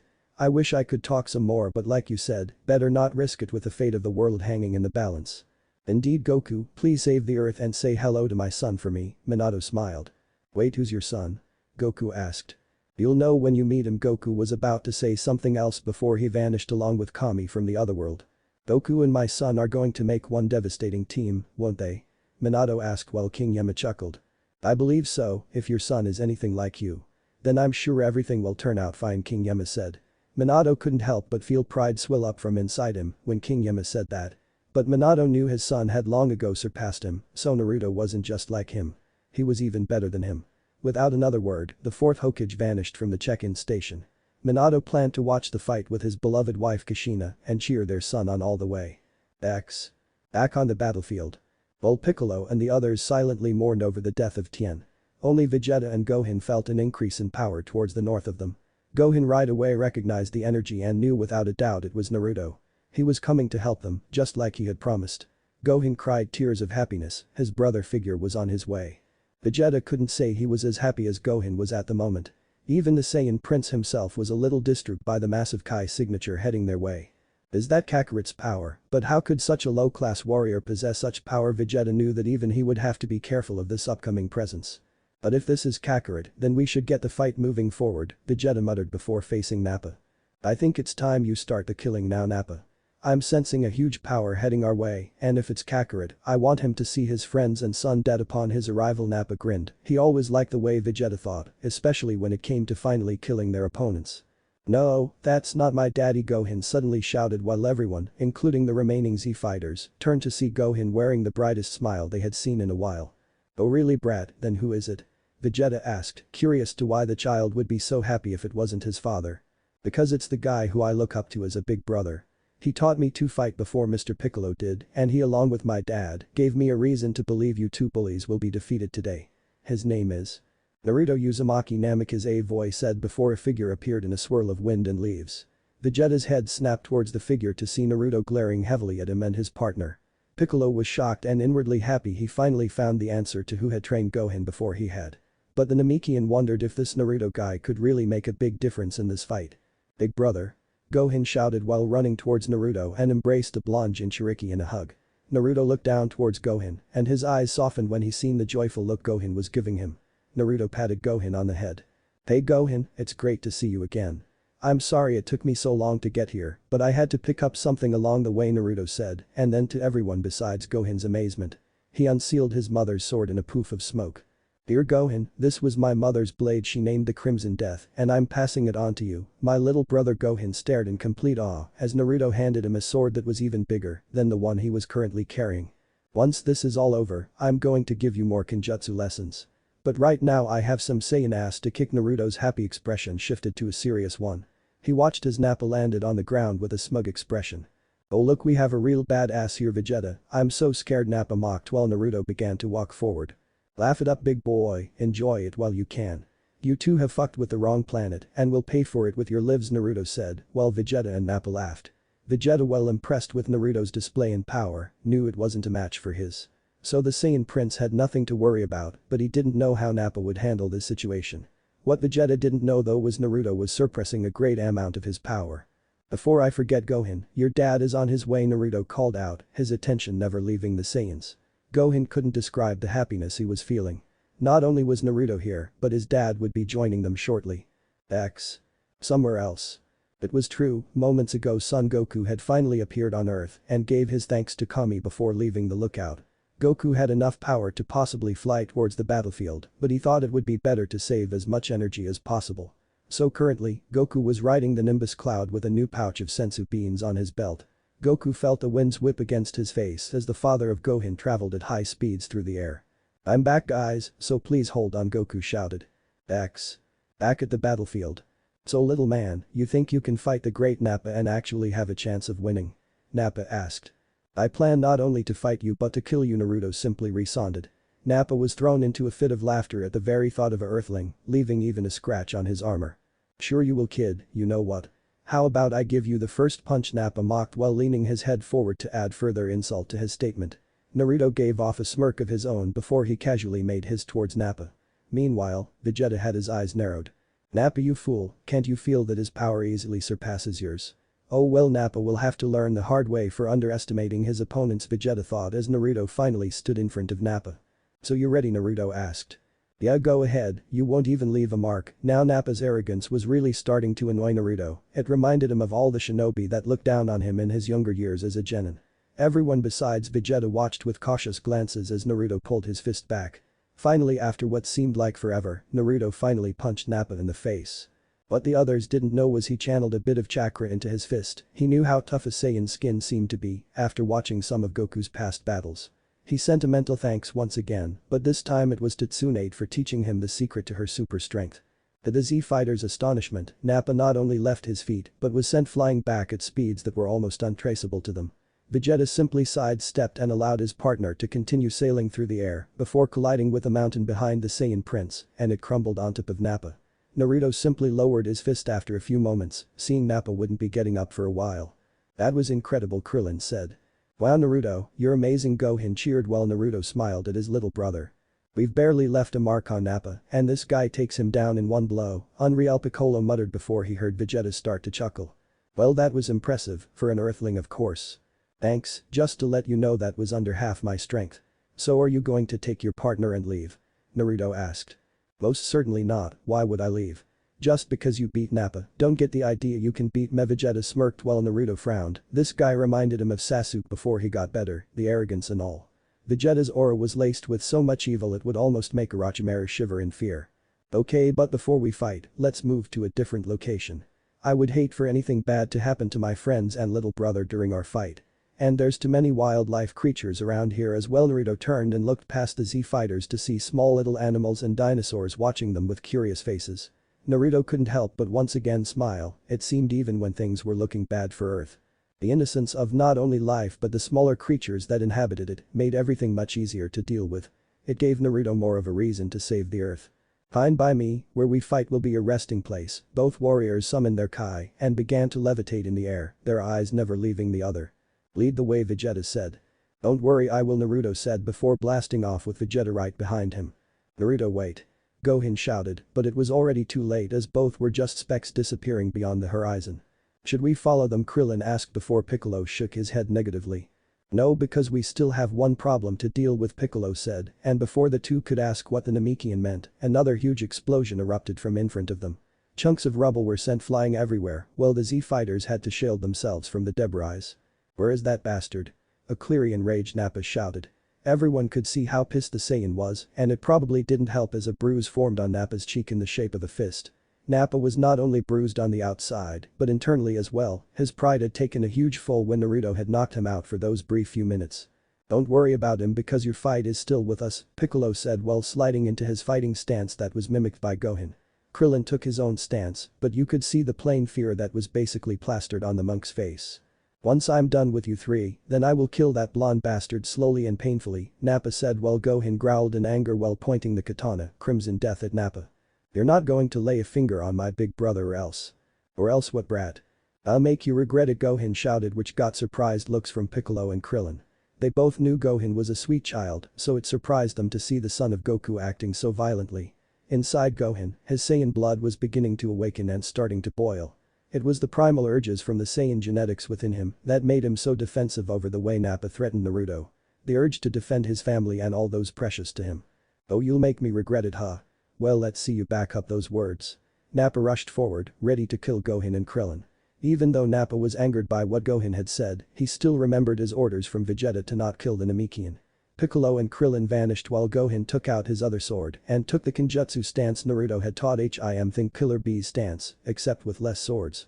Gohan dashed out and met Nappa in a battle of fists, kicks, slashes and avoiding. Nappa was doing most of the punching and kicking, while Gohan was trying to cut the Saiyan to ribbons with his swords.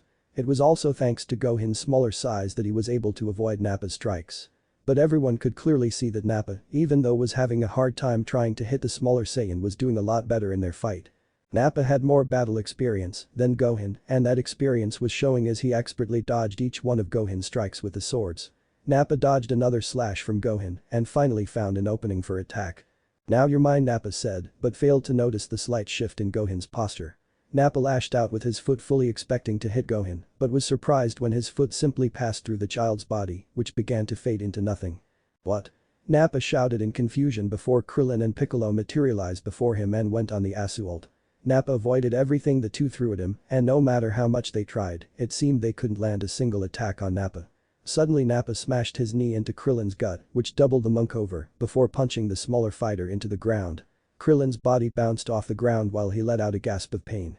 Piccolo wasn't doing any better, and just like Krillin was easily disposed of when Nappa fist slammed into the Green Warrior's jaw. Piccolo laid sprawled out with violet-colored blood dripping from his jaw. Nappa smirked at Piccolo and was about to go finish off Krillin before he felt a blast slam into his back. Nappa gritted his teeth, that blast hurt, and Nappa could actually feel the skin on his back slightly start to burn. Nappa growled and turned to see it had been Gohan who had fired the blast. Small smoke trails left Gohan's palms as glared at Nappa. "Leave them alone, you bully." Gohan began to fire off a volley of Kai blasts. Nappa raced across the battlefield, trying to dodge every blast Gohan fired at him. The ground behind Nappa was littered with craters where the blasts had missed their intended target. Suddenly Nappa vanished faster than Gohan could track. The back of Gohan's skull rattled as Nappa appeared behind him and kicked the younger Saiyan. Gohan's body skipped like a stone due to the sheer force of the attack. His body skidded to a stop next to Piccolo, who still showed no signs of movement. Nappa calmly walked forward and picked Gohan up by the scruff of his collar. "Come on, brat, you can't be done yet. We've only just begun," Nappa sneered. "You're mine," the familiar deep voice of Piccolo said before jumping up and grabbing Nappa's tail. Piccolo fully expected for Nappa to start feeling pain and to drop to his knees. But to his shock and horror, Nappa simply turned towards the Namekian with his sneer and cocky attitude.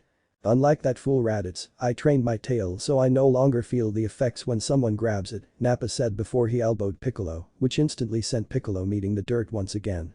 Gohan decided to act on Nappa's distraction and kneed the older Saiyan in the chin. Nappa felt like his teeth jumped into the back of his throat when Gohan struck him and released his grip on his collar.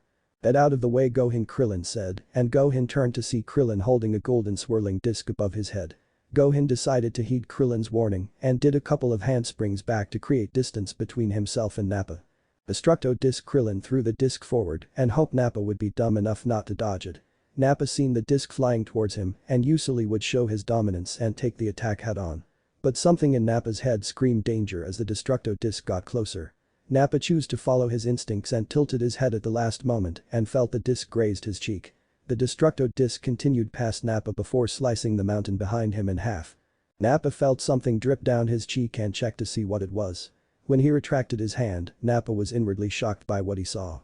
Crimson-colored liquid stained Nappa's palm, it was his blood. Shock immediately turned to downright anger. "You fucking bastards." Nappa shouted while gathering Kai into his right fist. His fist began to glow with white energy and it was directed towards Krillin. With a roar, Nappa launched the blast at Krillin, who knew if the attack hit him, it would be instant death for him. Krillin leaped into the air and threw his arms forward to shield himself as the blast detonated where he previously stood. A shower of light spread through the entire area, almost blinding anyone who didn't cover themselves. When it died down, an impressively large crater was formed. Nappa dashed towards Krillin and before he knew what was going on, Nappa reintroduced Krillin to his fist. The former student of Master Roshi collided with the earth and stopped moving, the only signs of life was his groaning and slight breathing. "Don't drop your guard, Earth scum," Nappa said. Gohan appeared behind Nappa with Kushina's sword in hand and already in motion. Nappa felt a jolt of hot pain rush through his system when Gohan sliced at his exposed back. Nappa wildly threw an elbow back, but Gohan evaded it and cut Nappa across his stomach. Nappa was now beyond pissed, and before Gohan knew what happened, the older Saiyan slammed both of his fists onto Gohan's head and the son of Goku's body hit the surface hard. "That's 3 times you pieces of garbage have made me bleed. I think it's time I've ended your lives." A cloak of white lightning shrouded Nappa's body. Nappa pulled his hand back before throwing it forward. "Die." Gohan struggled to look up and seen a tunnel of pure white death heading straight for him. "Naruto, Mr. Piccolo. I'm sorry for failing you," Gohan thought sadly. He knew he wouldn't be able to escape the blast and grimly accepted his oncoming death. Piccolo ran as fast as he could move. Images of the past few months with him training Gohan began to flash through his mind in a rapid sequence. He couldn't let Gohan die. Piccolo made it just in time as he threw himself in front of Gohan's fallen form and took the blast head-on. Piccolo screamed out in agony and his guy began to shred around his body. The Namekian couldn't describe another time he had felt this much pain, nothing could compare to it. Nappa watched as his attack ended and was hoping to see the blackened remains of Kakarot's kid, but to his shock, Piccolo stood in front of Gohan, with his arms stretched out and steam rising from his body. "Damn it," Piccolo muttered before collapsing. Gohan was shocked that Piccolo had intercepted the blast that was meant to kill him. "Mr. Piccolo. To think the son of the Demon King Piccolo sacrifices his life to save one brat," pathetic Piccolo chuckled weakly. "Please Mr. Piccolo, you have to be alright. Dad's going to be here any second and Big Brother is going to beat the other Saiyan." Gohan began to cry, his own memories of Piccolo and him training together flashed through his mind. "Gohan, you're the only one that didn't treat me like I was some sort of monster. I'm proud to be able to call you my friend and student. Stay alive, kid." Piccolo passed away right there with a smile on his face and fresh tears dripping from his eyes. Nuo. X. With Goku. Goku finally reached the wasteland when he felt Piccolo's Kai signature vanish. Goku's onyx eyes widened in surprise. "Piccolo, oh no." The Nimbus cloud began to pick up speed, but Goku knew it wouldn't be fast enough. "I'm sorry King Kai, but I have to save them." Goku closed his eyes and muttered the word Kaioken before him and the Nimbus cloud were surrounded in an aura of red energy. A burst of power flooded Goku's system before he leaped off the cloud and shot through the air. The Nimbus cloud could only watch as the Saiyan easily speed forward and disappeared from its sight. X. Back with Gohan and the others. Gohan glared ferociously at Nappa who sneered right back at him. Gohan sat Crimson Death down by his side before throwing his palms up above his head. "Masenko. That's it, brat, give it your best shot," Nappa taunted, which infuriated Gohan more. Gohan knew the Saiyan didn't care that he killed one of his senseis and best friend. Just like Krillin had said earlier, it was just a game to them. Gohan released the Masenko attack while Nappa cocked his fist back and struck the blast with his fist. The Kai attack crashed into a mountain which erupted in a column of orange flames. A mixture of dirt and smog began to drift towards the atmosphere while the fire began to slowly die out. Nappa felt his whole arm began to go numb in the process. "Well, I will be damned, kid, you're tougher than I thought and you're a pain in the ass with that sword of yours." Gohan panted before dropping to his knees, he had used of his remaining energy in that attack. Gohan glanced back at his fallen master and gave a bitter smile. "I'm sorry Piccolo, but I couldn't avenge you." Nappa stood over Gohan with his boot raised high above Gohan. "Say hello to the Namekian in the next world, kid." Nappa slammed his foot down and waited for it to make contact with Gohan. But to his shock, Gohan had vanished. Gohan had his eyes closed and waited for Nappa to crush him under the weight of his boot.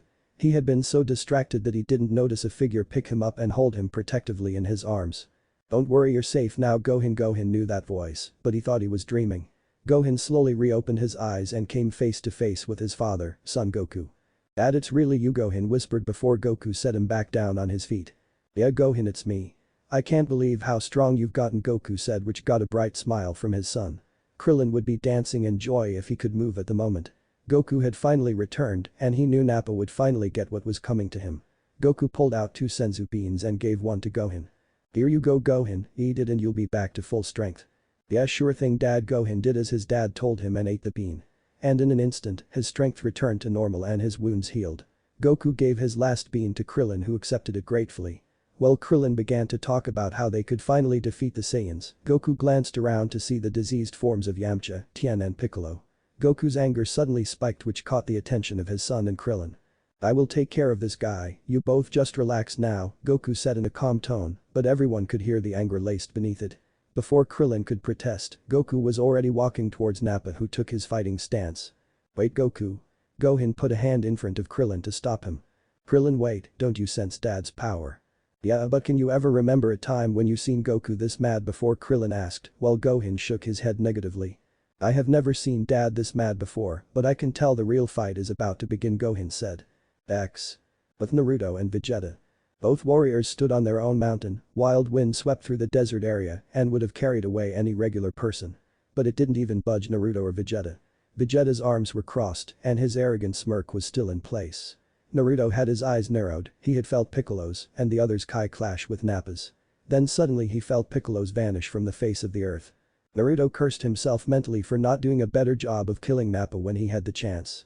But Naruto knew that Vegeta would be the bigger threat, so he had to save whatever energy he could to face the Saiyan Prince. "You should feel honored Earthling, not a lot of warriors get to face an elite like me, especially a low-class one like yourself," Vegeta said. Naruto wouldn't be surprised if Vegeta's eyes morph into a fully developed Sharingan. Vegeta definitely had the stuck-up Uchiha attitude. All he was missing was the Keki Genkai. "Even a low-class warrior can surpass an elite fighter with enough training and a smart mind," Naruto said which caused Vegeta to chuckle. "You're a funny one aren't you? Well let me show you the power that no amount of training could surpass." Vegeta slipped into his battle stance. "Don't take me lightly Vegeta because you've never faced an opponent like me before. Today Vegeta you'll be fighting the Rakudame Hokage of Konohagakure. My name is Naruto Uzumaki Namikaze and I will make you regret coming to this planet." Naruto slipped into his own stance, a mixture of the strong fist and the one he learned during Sage Training. What's the name of this fighting style? "Well let's see you back up those words brat." Without another word, both Naruto and Vegeta flew at the other. The battle for Earth truly began. The battle for Earth truly began. Naruto was the one who made the first move. The mountain underneath the shinobi's feet cracked as he charged towards Vegeta. Vegeta leaned to the side as Naruto's fist grazed by his cheek. Vegeta smirked before throwing his own punch back. Naruto used his free hand and caught Vegeta's punch which surprised the Saiyan Prince for only a moment. Naruto jerked back which disrupted Vegeta's balance and tightened his grip on Vegeta's fist before swinging him around. Naruto released Vegeta and sent the Saiyan warrior towards one of the surrounding mountains. Vegeta smirked before doing a couple of backflips and then landed on his feet. Vegeta then vanished from view in a burst of speed. Naruto's sapphire eyes glanced around the landscape looking for anything that would give him an idea on where Vegeta would appear. Naruto would lie if he said he wasn't nervous at the moment, after all it was his first real battle in over a few centuries. Naruto's senses went on high alert as Vegeta reappeared behind Naruto and attacked. Naruto ducked under Vegeta's fist before lashing out with a kick that Vegeta avoided as well. Naruto reached into his weapon pouch and watched with a cautious gaze as Vegeta backed away from him. Naruto pulled out 3 shuriken before throwing them at Vegeta who raised an eyebrow. "Oh don't tell me those little metal stars of yours are supposed to scare me," Vegeta mocked, not noticing Naruto going through hand seals. "Page shuriken Bunshin Jutsu," Naruto called out. Vegeta's eyes widened in surprise as the 3 shuriken began to multiply before his very eyes. Vegeta quickly released a shockwave of Kai that blasted away the oncoming wave of shuriken. Vegeta turned his sight back onto Naruto only to find that he had disappeared. Naruto materialized next to Vegeta before blasting him in the face with a vicious right hook. Naruto kept assaulting Vegeta's face with punch after punch before twisting in a complete 360 spin and had his leg on a course towards Vegeta's head. Konoha Senpu the roundhouse kick connected and sent Vegeta flying towards another mountain. Vegeta once again flipped in midair before charging at Naruto and rammed their skulls together.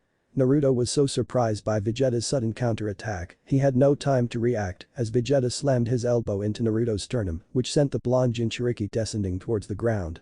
Naruto quickly landed on his feet and took a second to catch his breath, not from exhaustion, but to recover from the attack on his stomach.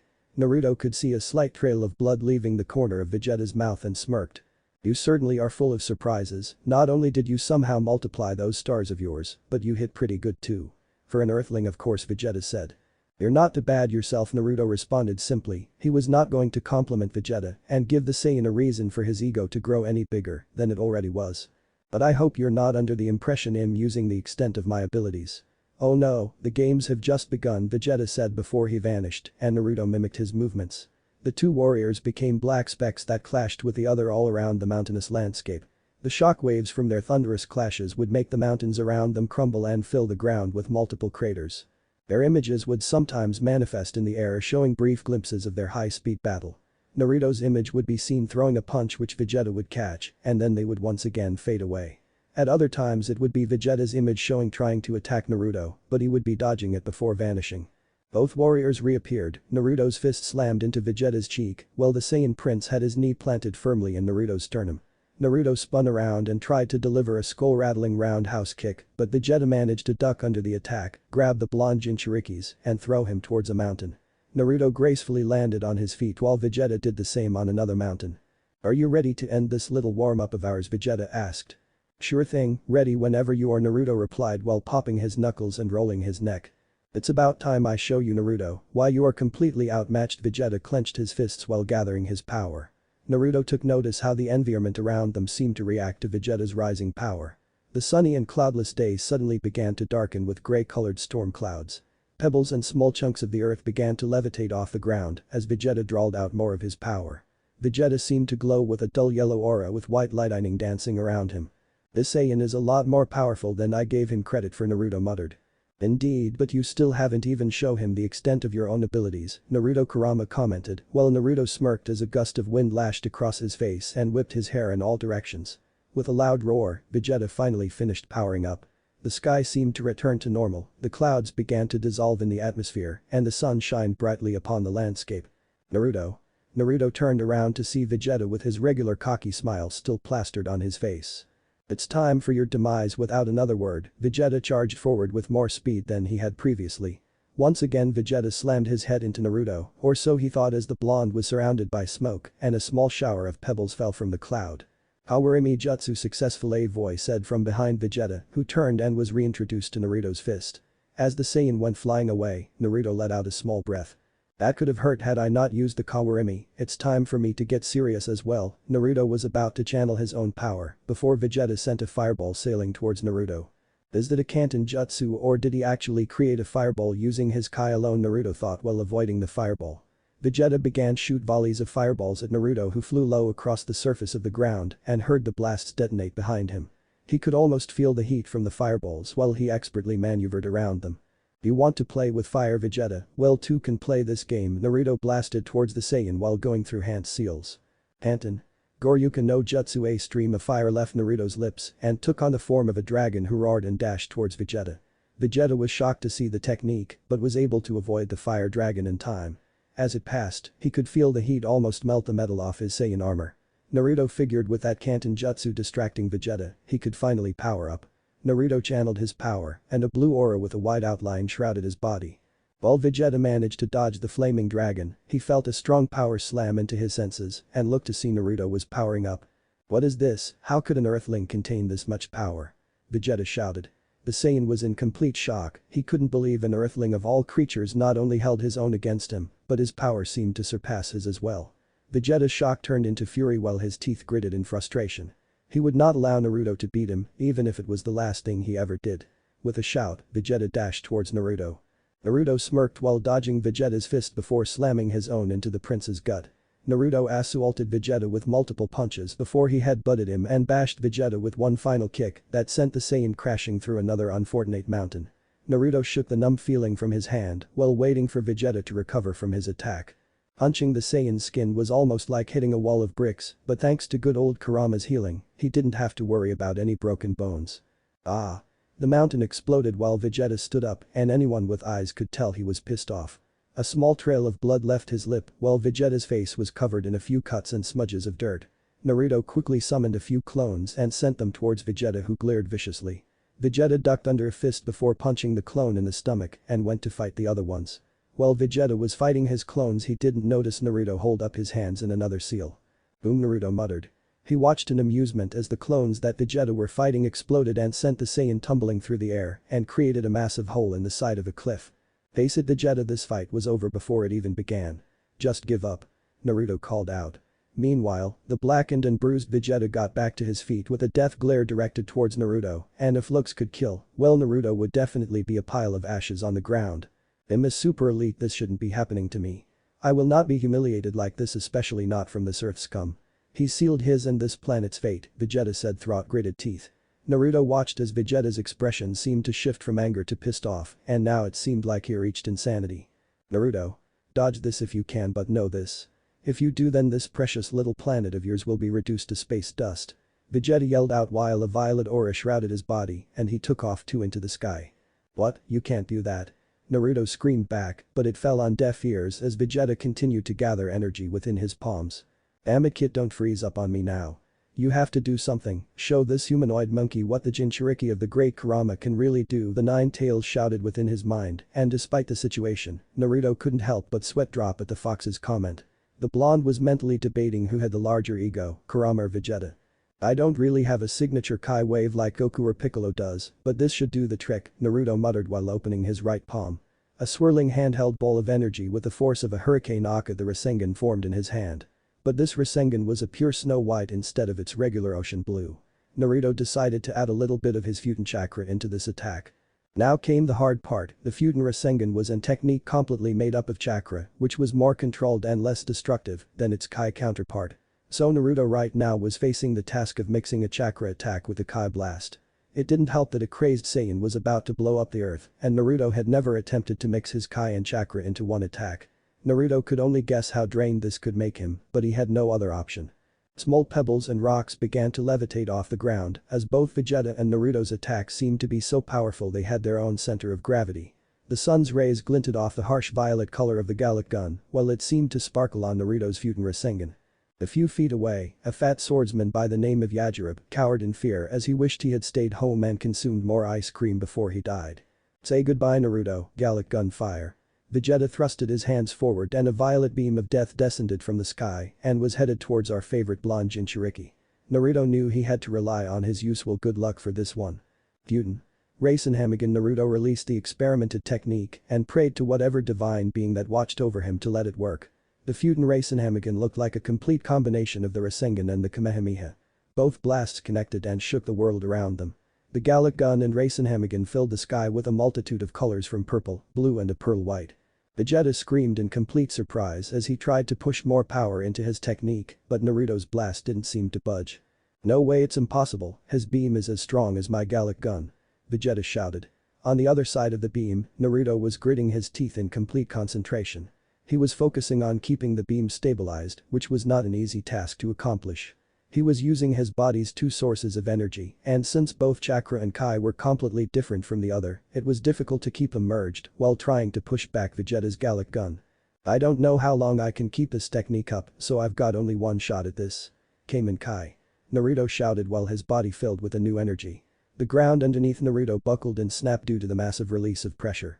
But it seemed to work as the Rasenhamagen completely destroyed Vegeta's Gallic gun before consuming the Saiyan himself in a gigantic column of light. X. Goku vs Nappa. A little earlier before the clash between the Gallic gun and Rasenhamagen. Nappa's body bounced once, twice, 3 times before coming to a skidding stop. Nappa released a frustrated growl while glancing up at his opponent while trying to get the familiar taste of dirt to leave his mouth. Nappa stood up while cleaning the fresh blood that dripped from his lips. You low-class scum, I won't be humiliated by the likes of a bottom feeder such as yourself. Give up, there is no point in fighting anymore, Goku said.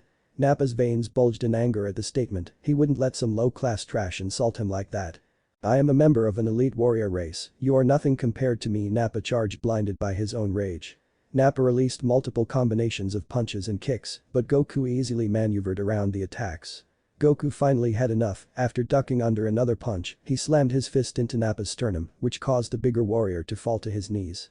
Nappa had to regurgitate the vial of vomit that almost shot out of his throat, he couldn't believe Kakarot brought him to his knees with one shot.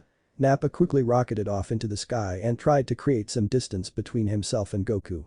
Wow, my dad is truly amazing, Gohan said, his eyes were widened due to the scene before him. Goku was knocking the Saiyan around like he was some common housefly. Yeah, Goku has gotten a lot stronger since we last saw him, Krillin said. Goku appeared behind Nappa in an instant before ramming both his clenched fists into Nappa's skull. Nappa screamed in frustration and pain as he went dropping from the air, but not before Goku raced towards him and kicked him in the back.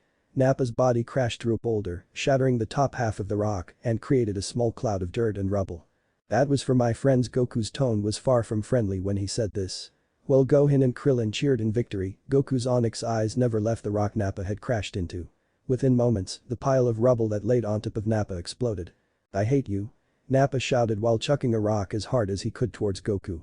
The son of Bardock simply leaned to the side as the projectile sailed past his face. That's some strength you have, but it's sad you don't know how to use it properly, Goku said, which infuriated Nappa even more. Damn it, what would Vegeta say if he seen me getting beat by Kakarot, Nappa thought, trying to think of what his comrade would say to him. He would shout at him and tell him not to get so angry. Suddenly realization hit Nappa like a slap across the face. Kakarot was intentionally making him mad, and that made all his attacks sloppy and easy to dodge. Nappa grinned in some sort of inner victory before wiping the blood from his mouth and letting out a few deep breaths.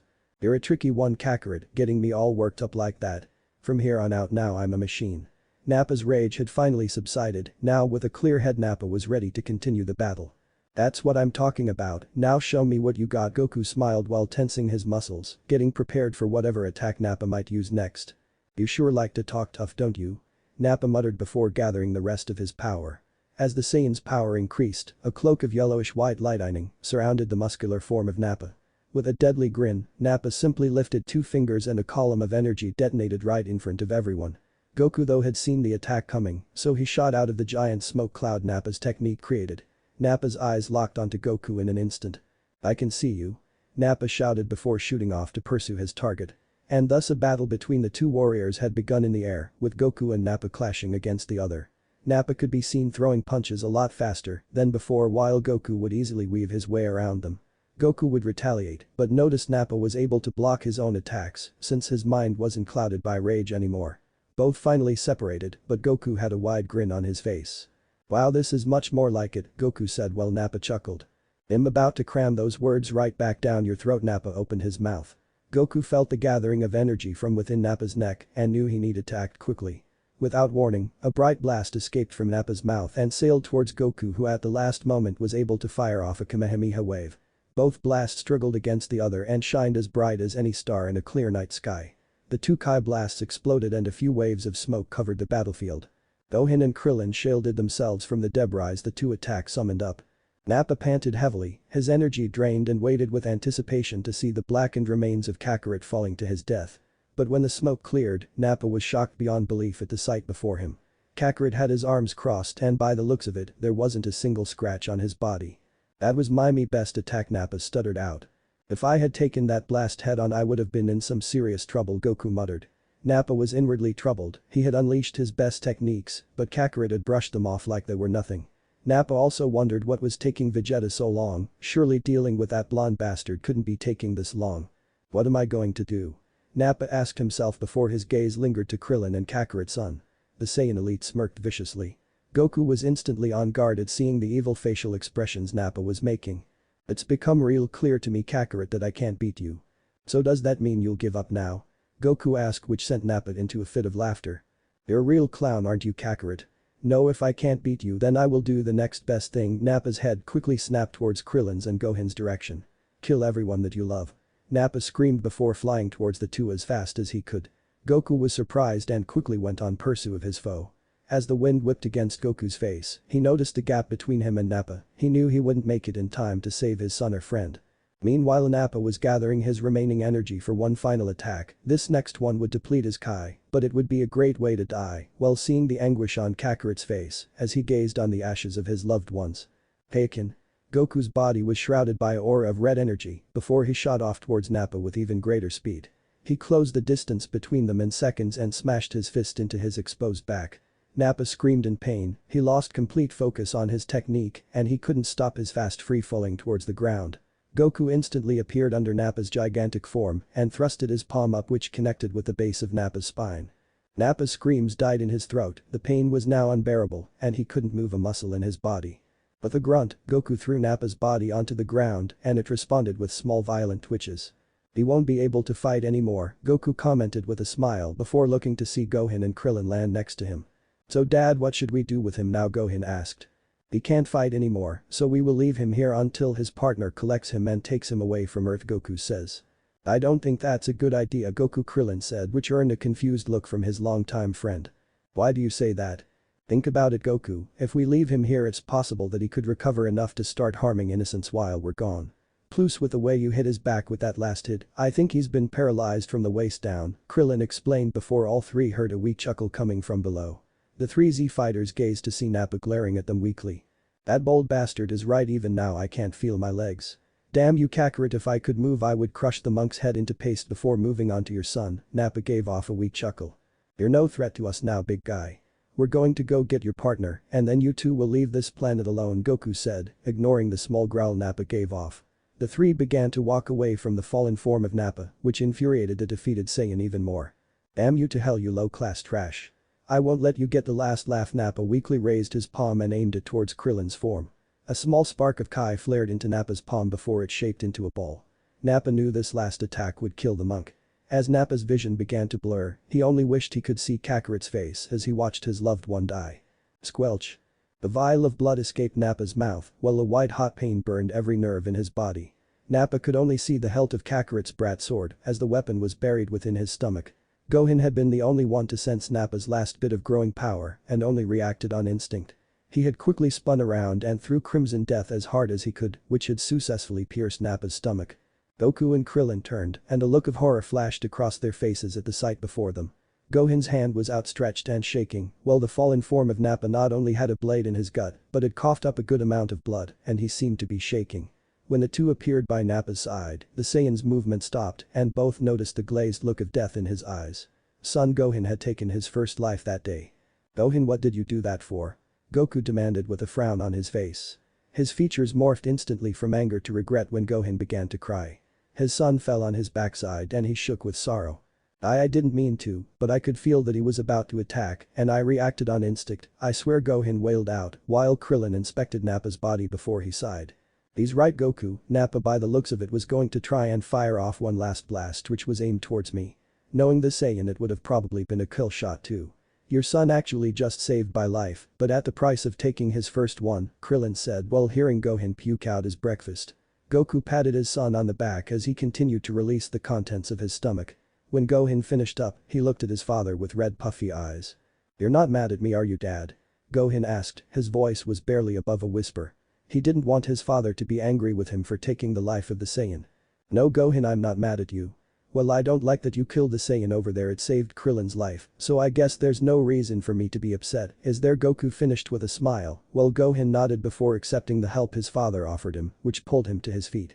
Goku placed both hands on his son's shoulders and had him look the older Saiyan in the eyes.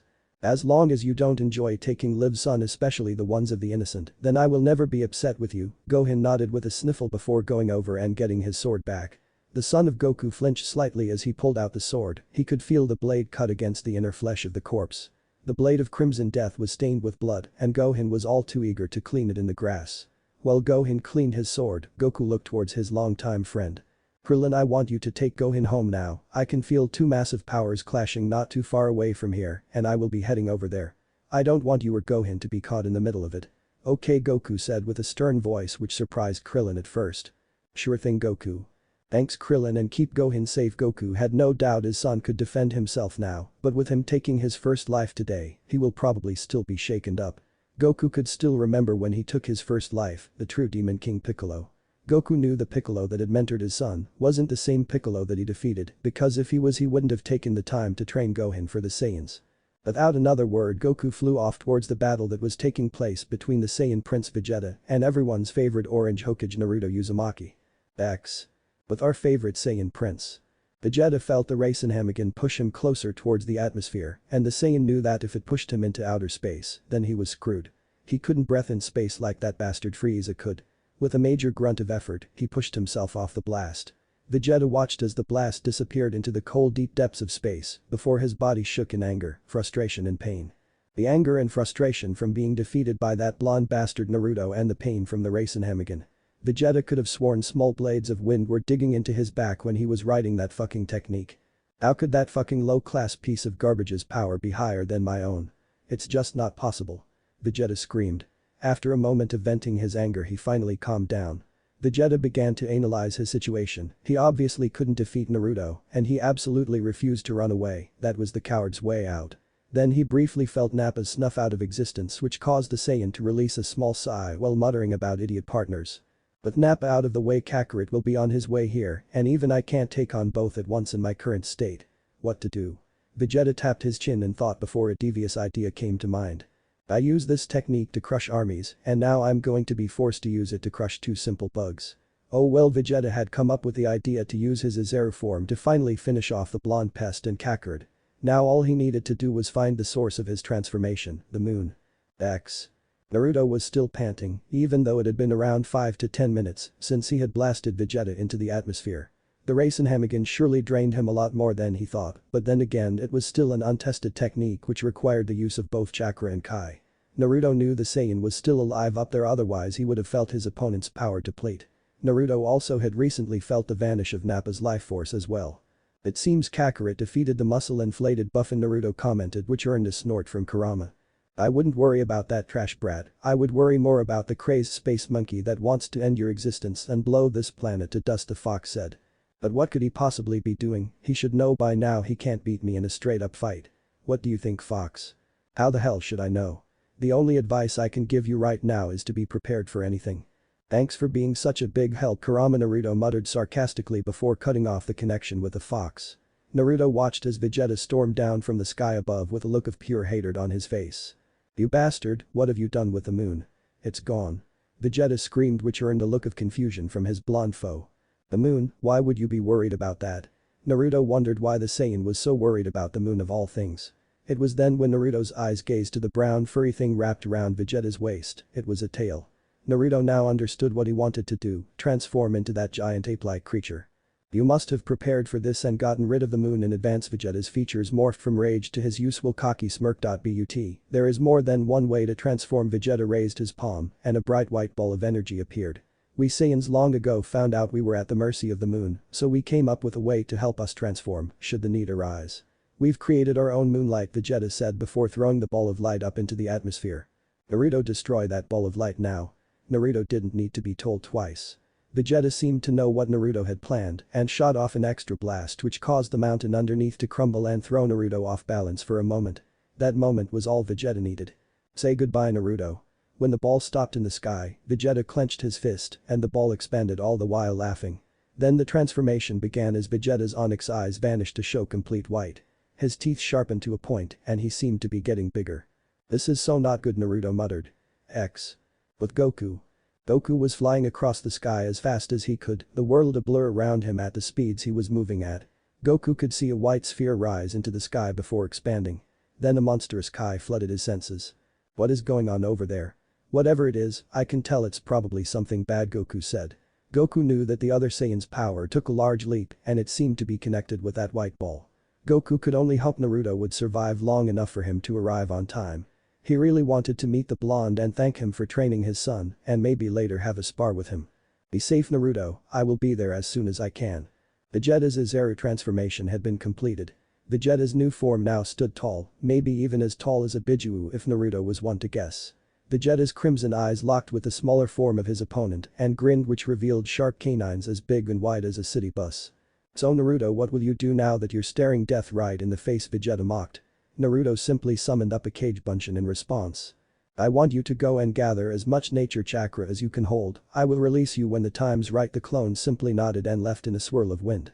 Say goodbye, Naruto, Vegeta screamed, raising his giant fist and tried to smash Naruto, who was able to avoid the fist. The mountain underneath Naruto was reduced to pebbles as Vegeta's punch connected with it.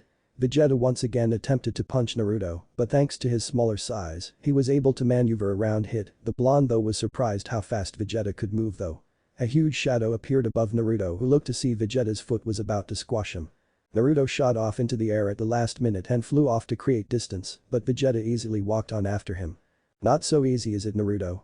Vegeta chuckled, his laugh a lot deeper thanks to the transformation. Naruto sent one of his foxy smirks back at the Saiyan. Looks like I will have to release a new technique of mine, Naruto said before crossing his fingers for his signature jutsu. Taiju Cage Bunch and 8,000 clones filled the sky while Vegeta once again laughed. After all, how could these tiny clones possibly hurt him in his Azaru form? Multiplying your numbers won't increase your chances of winning Naruto, not in this form. While Vegeta mocked Naruto, he missed a strange glint that shined in his blue eyes. Line up and form a team of 100 each, Naruto commanded, and the clones did just that. He thinks they're regular shadow clones when I actually made them to be exploding clones, Naruto thought. Interesting idea you've come up with, brat. How come you were never this smart as a child? Kurama asked, which had Naruto seething on the inside. Shut up, you damn furball. Naruto shouted back in his mind before cutting off his connection with the Nine Tails.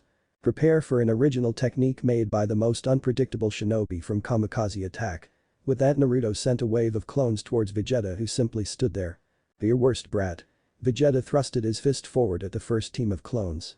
Vegeta expected for the clones to poof out of existence but was surprised when they exploded. Vegeta pulled his gloved fist back to a small cloud of smoke rising from it, and Vegeta noticed small signs of possible bruising.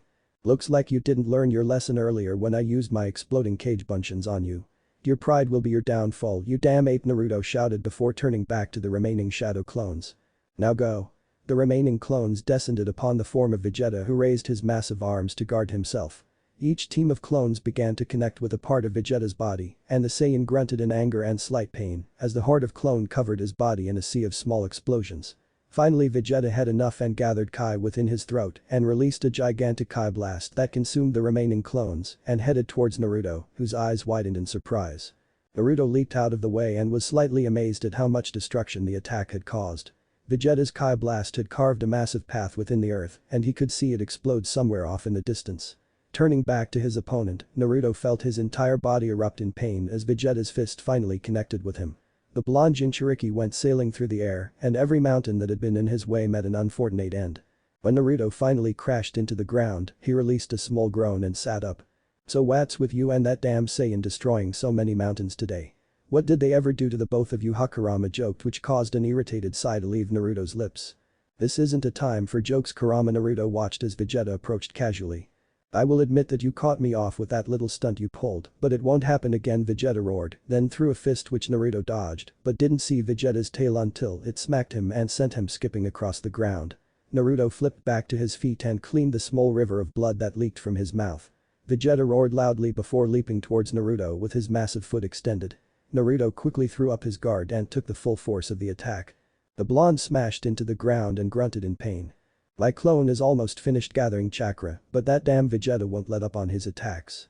Once again, I must provide you an ingenious idea, kid. Why don't you use a Mokuton jutsu to distract the monkey? Then apply Hiraishin seal on him, and after that release your clone. Naruto, who finally got back to his feet, grinned ear to ear from the idea Kurama was feeding to him. I hate to admit it, Kurama, but that's a good plan, simple really, but he won't expect it, Naruto thought back before going through hand seals. During his time as Hokage, he finally awakened his Senju blood that coursed through his Uzumaki veins, and with Kurama's help, he was able to recreate the Shodame's Mokuton abilities. Mokuton. Mikuryu no Jutsu. From behind the blonde, a massive dragon made of wood ripped itself from the desert floor and rose up into the sky.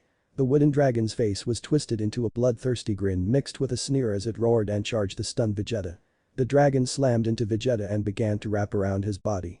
Vegeta broke out of his surprised state and began to struggle against the vice grip of the wooden dragon. His crimson gaze bore into Naruto with a look of hate. He could somehow feel his energy slipping from his body and to the dragon. Vegeta also released a breath of frustration as the dragon seemed to wrap tighter around his gigantic frame. What is this technique, you damn child? Vegeta screamed in outrage. Naruto ignored Vegeta and ran up the base of the Mikuryu jutsu, one had held up to keep the jutsu activated and another with the seal of his father's famous technique. Enough of this, I won't have you humiliate me, Vegeta roared while exerting a large amount of Kai that turned the wooden dragon to splinters. Naruto leaped off the technique and slapped Vegeta on the nose while applying the Hiraishin seal.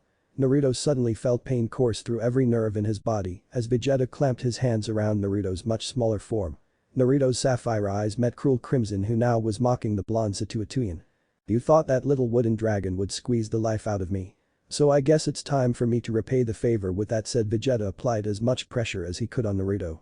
Naruto swallowed the scream that wanted to escape his throat. Sure, he had felt pain worse than this before when fighting Madara, Buu and so many of his other past enemies. But Vegeta's ape form was squeezing Naruto till he was about to pop in a cloud of blood and guts.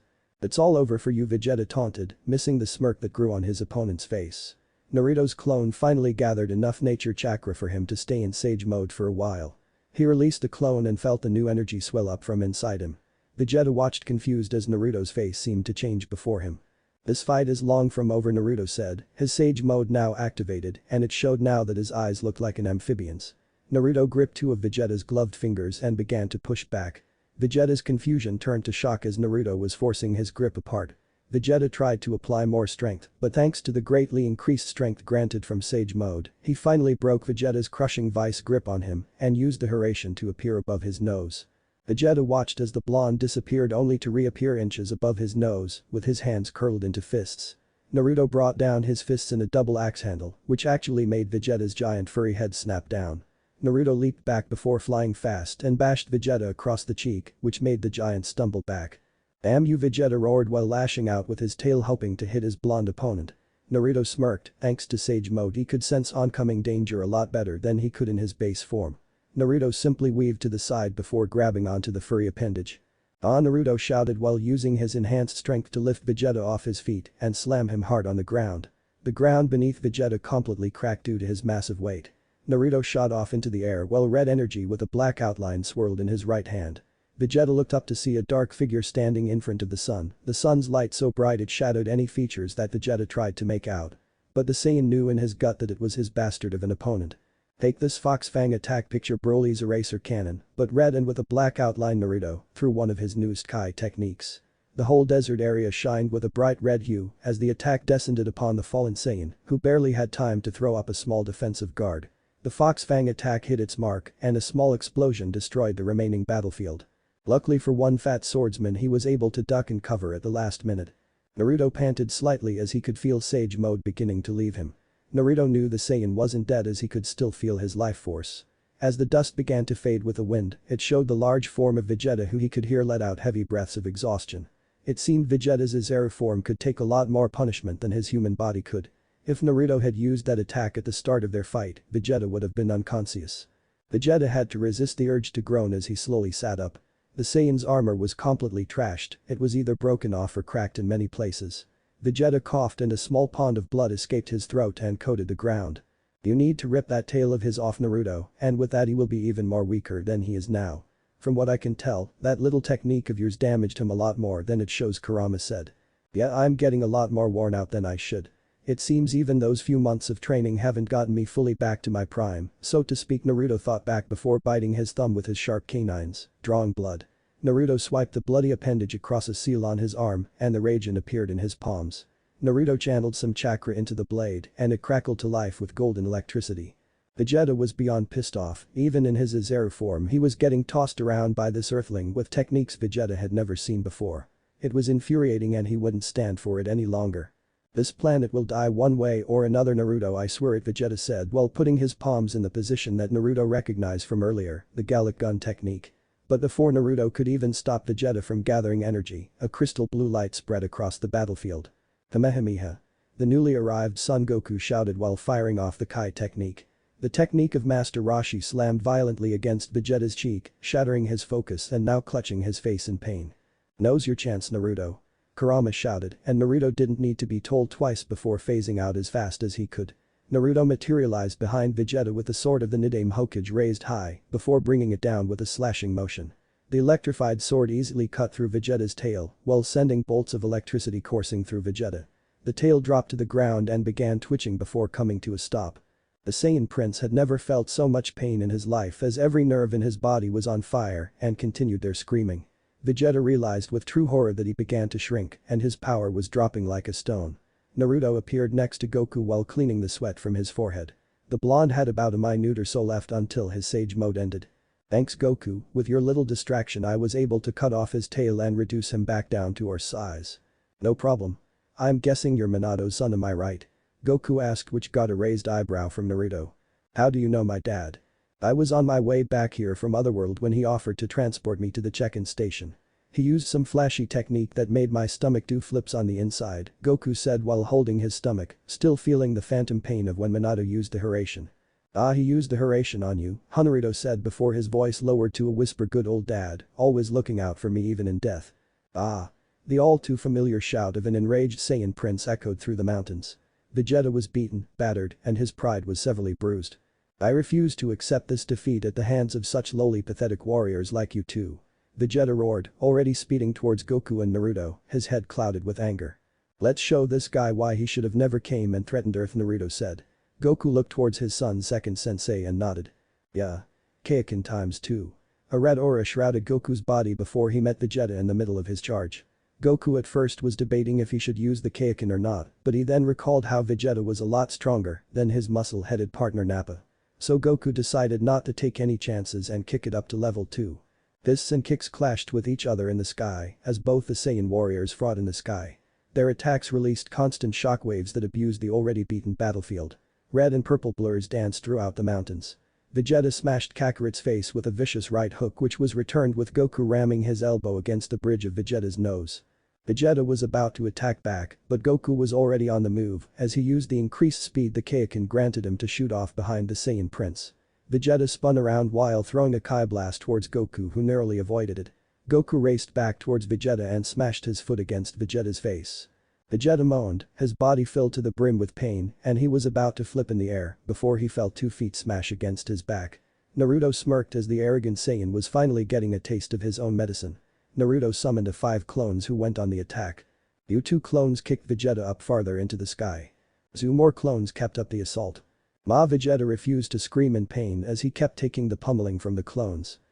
Before the clones could finish the combination, Vegeta spun around as fast as he could and vaporized the clones with a massive Kai blast that shook the sky.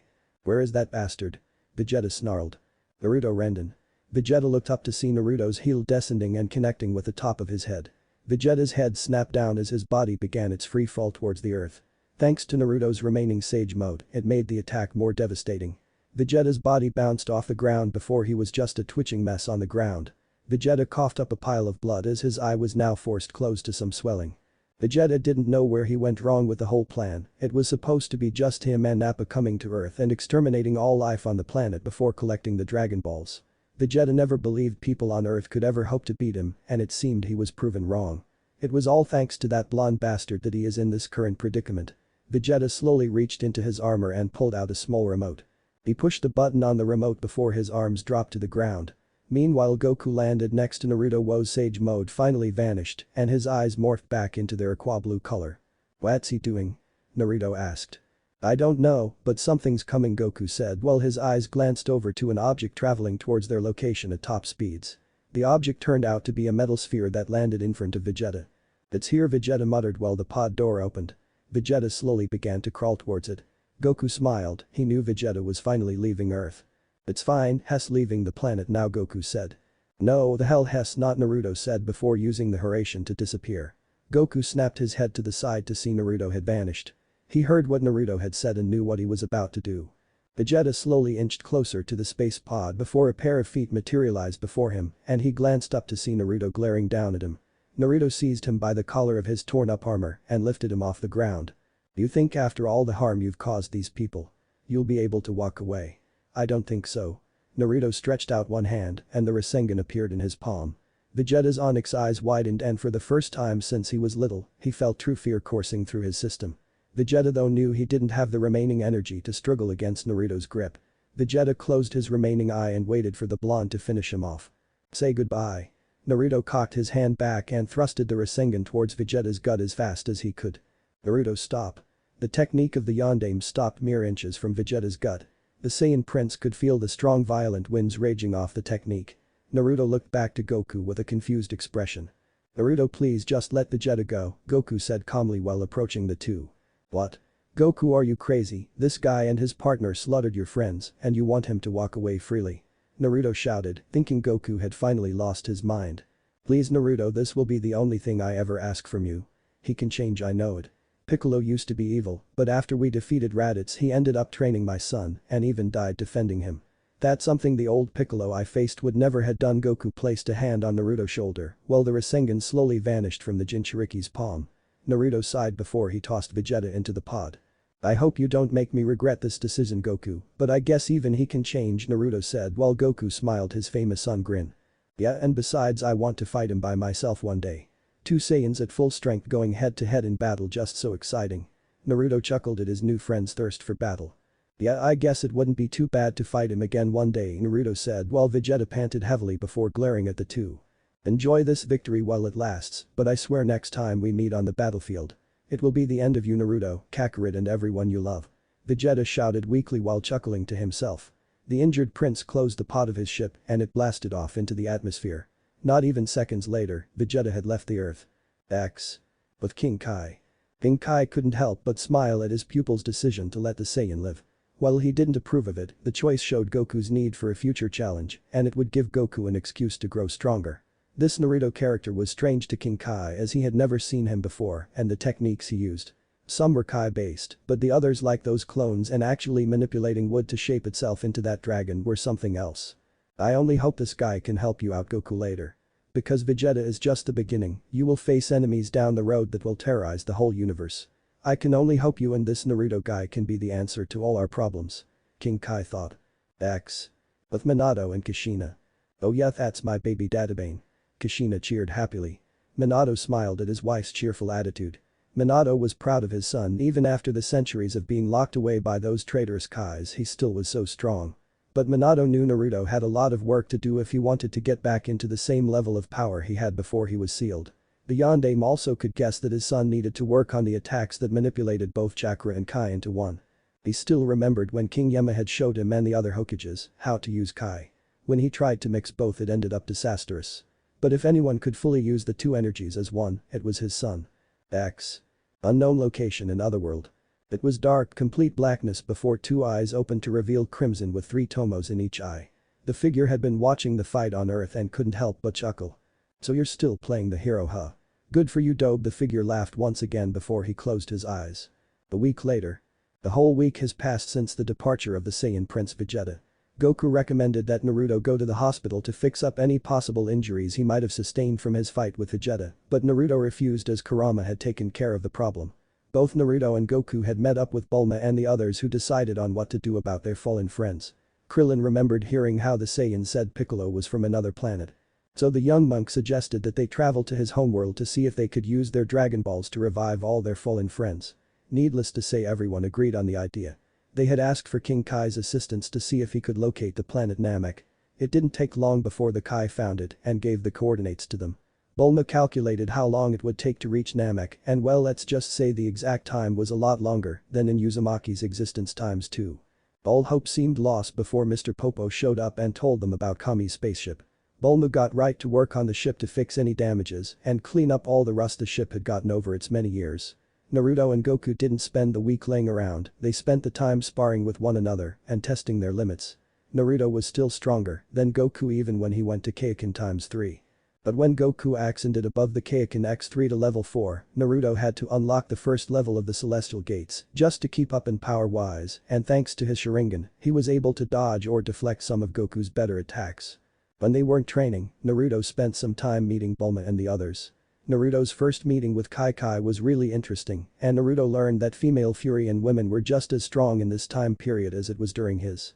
But it was totally worth it when he had used the Iroki no Jutsu and seen the reactions of all the Sun family. Naruto didn't know Gohen's face could glow that bright. Goku turned his head in respect of his wife, but a massive blush dusted his cheeks and Kai was beyond mad. The blonde also explained a little of his past and what chakra was. Needless to say, Goku and Gohan both asked to learn to use their own chakra. Naruto promised he would teach them how to do it once the Z fighters were revived. Gohan didn't really know how he did it, but through sheer luck, he was able to convince his school-crazed mother that it was important for him to go to Namek with Krillin and Bulma. Kai had basically packed Gohan's entire room and dropped her son off earlier, not wanting to be around Naruto more than she has to. Gohan was thankful his mom didn't notice the sword he got from Naruto. So Gohan decided to take up Naruto on his offer to help him improve his skill with his sword, or as Naruto had called it, Kinjutsu. Gohan's dad was resting on Rashi's couch with bandages wrapped around his waist. The Saiyan had taken a rather nasty injury thanks to a Rasengan Naruto had delivered during one of their spars. Sparks flew through the air, steel clashed against steel. Naruto Uzumaki and his young pupil son Gohan stood on the sandy beach of Rashi's house, their swords gleaming in the sunlight as they slashed away at the other. Naruto. He's improving with that sword by the looks of it, Kurama commented. He sure is, Naruto thought back while lashing out with a kick that knocked Gohan away. The young Demi-Saiyan cried out in surprise and pain as his body flew across the ground. Gohan gritted his teeth before flipping back to his feet and settling in his Kenjutsu stance. His palms tightened on the hilt of Crimson Death while he exhaled slowly before inhaling, trying to recover some air into his lungs. The two had been going at it for hours. Naruto was relentless when it came to his sword training. Whenever he made a flaw in his stance, Naruto would bash him across the skull with the hilt of his blade and told him to do it again. Whenever he didn't strike right with his sword, Naruto would cut him and had him repeat. At the moment Gohan supported about 10 cuts, 2 on each cheek, 5 on his arms and 3 on his legs. But never once did Gohan complain. He knew Naruto wasn't doing those things to be mean to him, the blonde just wanted him to improve and be the best he could. Gohan was about to charge Naruto again, but his charge was interrupted when his sensei held up his hand. Gohan will be a great warrior one day, Krillin whispered. He had been watching the whole thing and was truly astounded by the skills displayed by Gohan and Naruto. Naruto with a sword could be compared to dancing with the way he moved so gracefully around Gohan. Alright, no need to tire yourself out before you leave, Naruto said, while resealing the blade of the Nidaime back within the seal on his arm. So why aren't you coming along with us, sensei? Gohan asked his older brother figure while resheathing Crimson Death. Because we don't have enough room or supplies for Blondie, the familiar voice of Bulma said, but you could hear she was irritated. Naruto's eye twitched at the comment, but his expression remained emotionless, just like any good shinobi. Besides, I'm going to be picking up those senzu beans from that cat guy you guys call Korin and give one to Goku, Naruto said. Now any normal person would be skeptic about a talking cat and magical beans that can heal you instantly. But Naruto has a summoning contract with giant toads and a 9-tailed fox sealed within his stomach, so it was possible. But Naruto swore if Korin was related in any way to that damn demon cat Tora in any way, he would do one of two things. He would do everything in his power to watch Korin suffer, or he would hide in fear. The blonde could almost feel the phantom pain of when that cat clawed and bit his face during his time as a genin. Bulma scowled while glancing up at the ship. Piccolo. She shouted and the floor to the ship opened up before them. Naruto helped put Gohan's many suitcases on the platform while Bulma had hers stored in capsules. Krillin was carrying his own. Piccolo, the still scowling Bulma said, and the platform of the ship began to rise. Naruto couldn't help but feel saddened as his little brother was about to depart from the earth. Go out there and kick some alien ass for me, little bro, Naruto said, which got a thumbs up from Gohan. Naruto, don't use such language around Gohan. Bulma shouted while Naruto was still looking at Gohan. The blonde glanced over to Bulma as the floor was still rising and decided to get one last laugh on the woman. I'm sorry, did you say something? Naruto asked with an eye smile. Inwardly he was rolling with laughter that he was able to pull a Kakashi, and the shouts of anger that were muffled by the now closed spaceship didn't do much except amuse him even more. X. The Otherworld. Haddock Kakashi was chatting with his old teammate Rin and his father Haddock Tsukumo when he felt a sense of pride rush through him.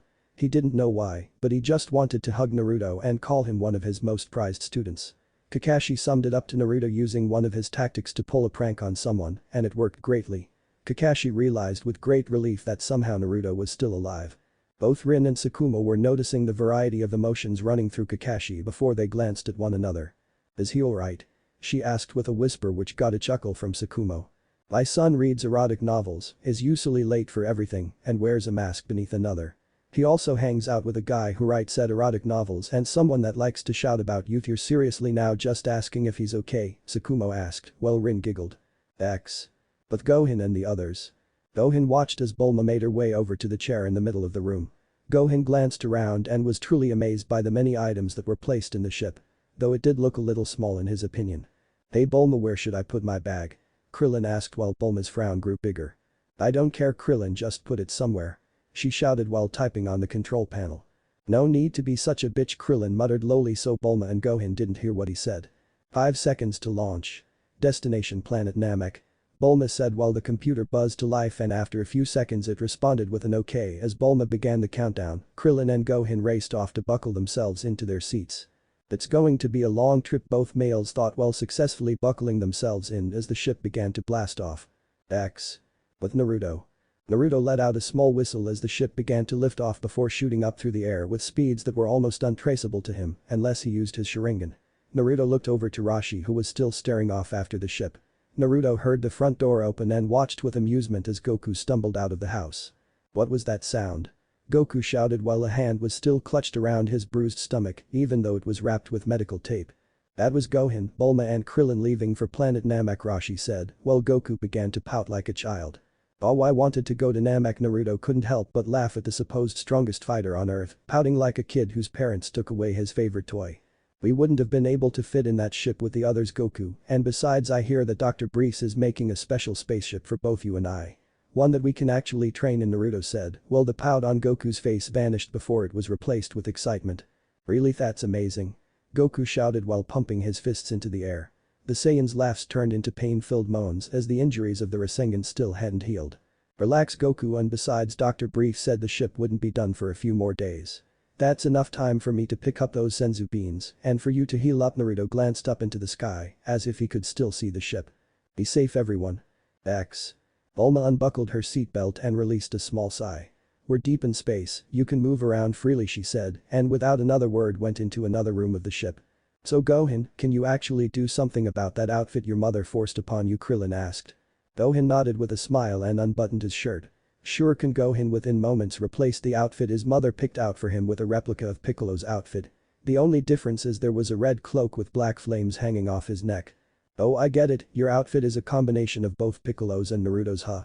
You got it. I asked Naruto if he could make me a copy of his cloak because I liked it so much. Also, he told me if it ever gets ruined, I just channel a little bit of my Kai into it and bam.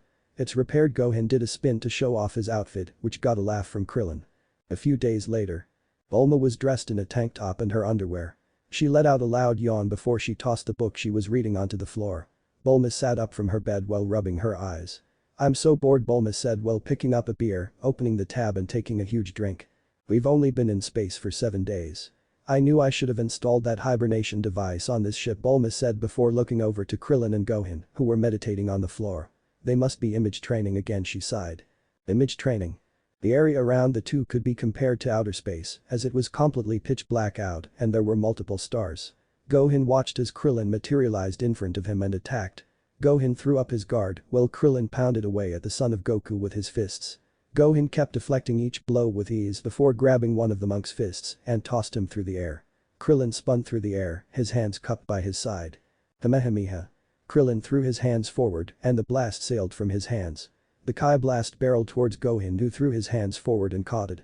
With a grunt, Gohan threw the blast up in the air and it exploded. As Krillin rushed towards Gohan, the Demi Saiyan simply raised 2 fingers and with a shout of special beam cannon, the technique tore through Krillin, whose image disappeared into nothing. Real world.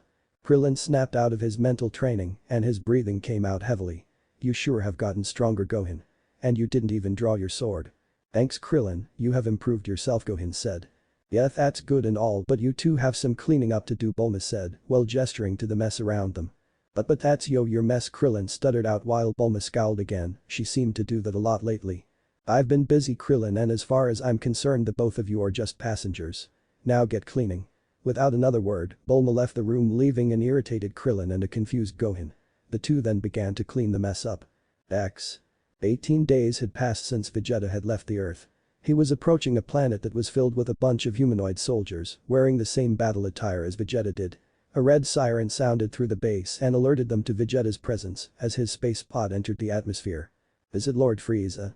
One soldier asked. No, that's Lord Vegeta's signal coming in. But why is there only one pod? The soldier asked before they all left to greet the Saiyan prince.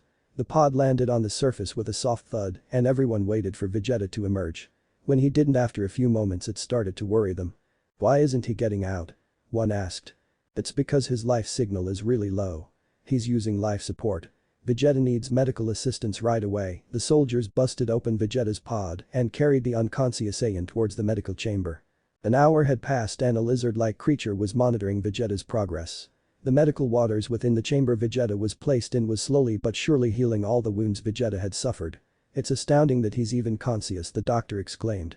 Inside the pod, Vegeta replayed the battle against Naruto in his mind.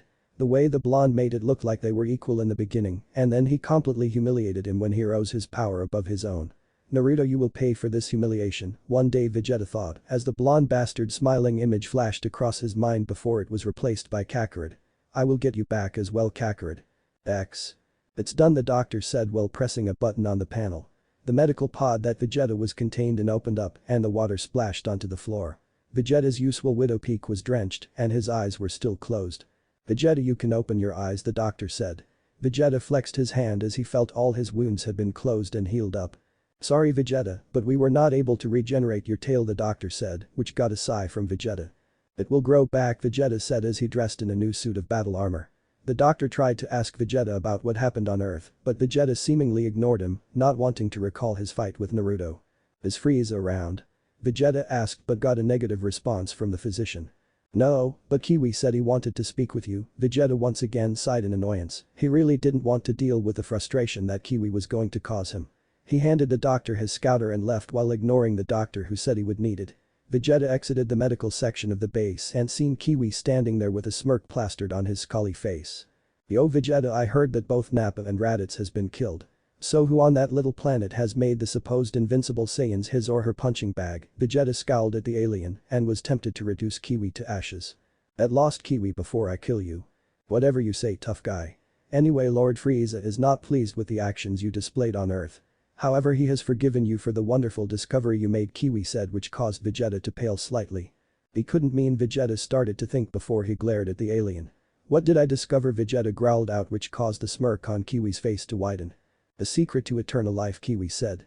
Then that means, Vegeta started to say as he took off in a sprint, ignoring Kiwi's calling for him to come back. Vegeta snatched up a scouter from the doctor and placed it over his face. Damn it. He listened to our whole conversation back on Earth. Vegeta hopped into one of the available space pods and took off into orbit once he was done typing in planet Namek's coordinates. Vegeta, damn you, Kiwi shouted. The Saiyan Prince's ship tore through space as he was infuriated by what that damned Kiwi told him. Frieza will not get eternal life. Those Dragon Balls are mine, Vegeta thought. 34 days later. Hami's spaceship finally entered Namek's atmosphere and they landed softly on the bluish-green grass. The door to the ship opened and all three of its passengers stepped out with huge grins on their faces. We made it, Bulma shouted as she pulled a small device from her pocket and examined it with sharp and calculating eyes. This place sure is beautiful, Gohan said, his eyes taking in all his surroundings. No doubt about it, Gohan, Krillin said. Hey you two, it looks like I've got a reading on a few Dragon Balls and they are nearby, Bulma announced, which got the two's attention. Gohan and Krillin felt a few powerful Kai signatures slither across their senses. Do you feel the, Krillin? Gohan asked. Yeah, that Kai is strong, but it has a little bit of an evil feeling to it, don't it, Krillin said, which got a nod from Gohan. That doesn't make sense though. Didn't Mr. King Kai tell us that all Namekians were gentle by nature? Why are you two so surprised? With Piccolo and Kami as strong as they are, is it really that unnatural for there to be strong presences here on Namek? Bulma said, trying to calm her two little friends. That's when Krillin and Gohan felt it, their eyes widen in fear and shock. They glanced towards the sky, which confused Bulma as she seen the emotions register on their faces. What's wrong with you two? I don't see nothing out here, Bulma asked. Suddenly a black dot began to fall from the atmosphere as it got closer. Bulma was able to see it was a spacecraft of some sort with one door on it and was round in shape. Bulma recognized that sort of spaceship as she had seen it barely over a month ago. But it can't be, she stuttered out. It's a Saiyan spaceship. Hide your powers quickly, Gohan, before we are discovered. Both Krillin and Gohan lowered their power to undetectable levels as they felt out the Kai from within the pod. It's Vegeta, Gohan said through gritted teeth, but one could see a drip of sweat falling from his face. He was nervous though he wouldn't admit it. He's here for the Dragon Balls. We have no time to lose, let's move out. Krillin grabbed hold of Bulma's wrist and took off in a sprint with Gohan following behind him. They made sure not to fly so Vegeta wouldn't be able to detect their Kai signatures. But Vegeta. Vegeta emerged from his pod with a fierce scowl still on his face. That bastard Frieza won't get the Dragon Balls if it's the last thing I do, Vegeta growled out while tapping his scouter. The small device buzzed to life and it detected a few more signatures. It seems Frieza isn't alone. Zarbon and Dodoria are here as well, Vegeta muttered while summoning his Kai, and he rocketed off through the air, his Kai creating a loud sonic boom at the speeds he was traveling at. What if Naruto was sealed in Dragon Ball End here, and thanks for watching my video till the end.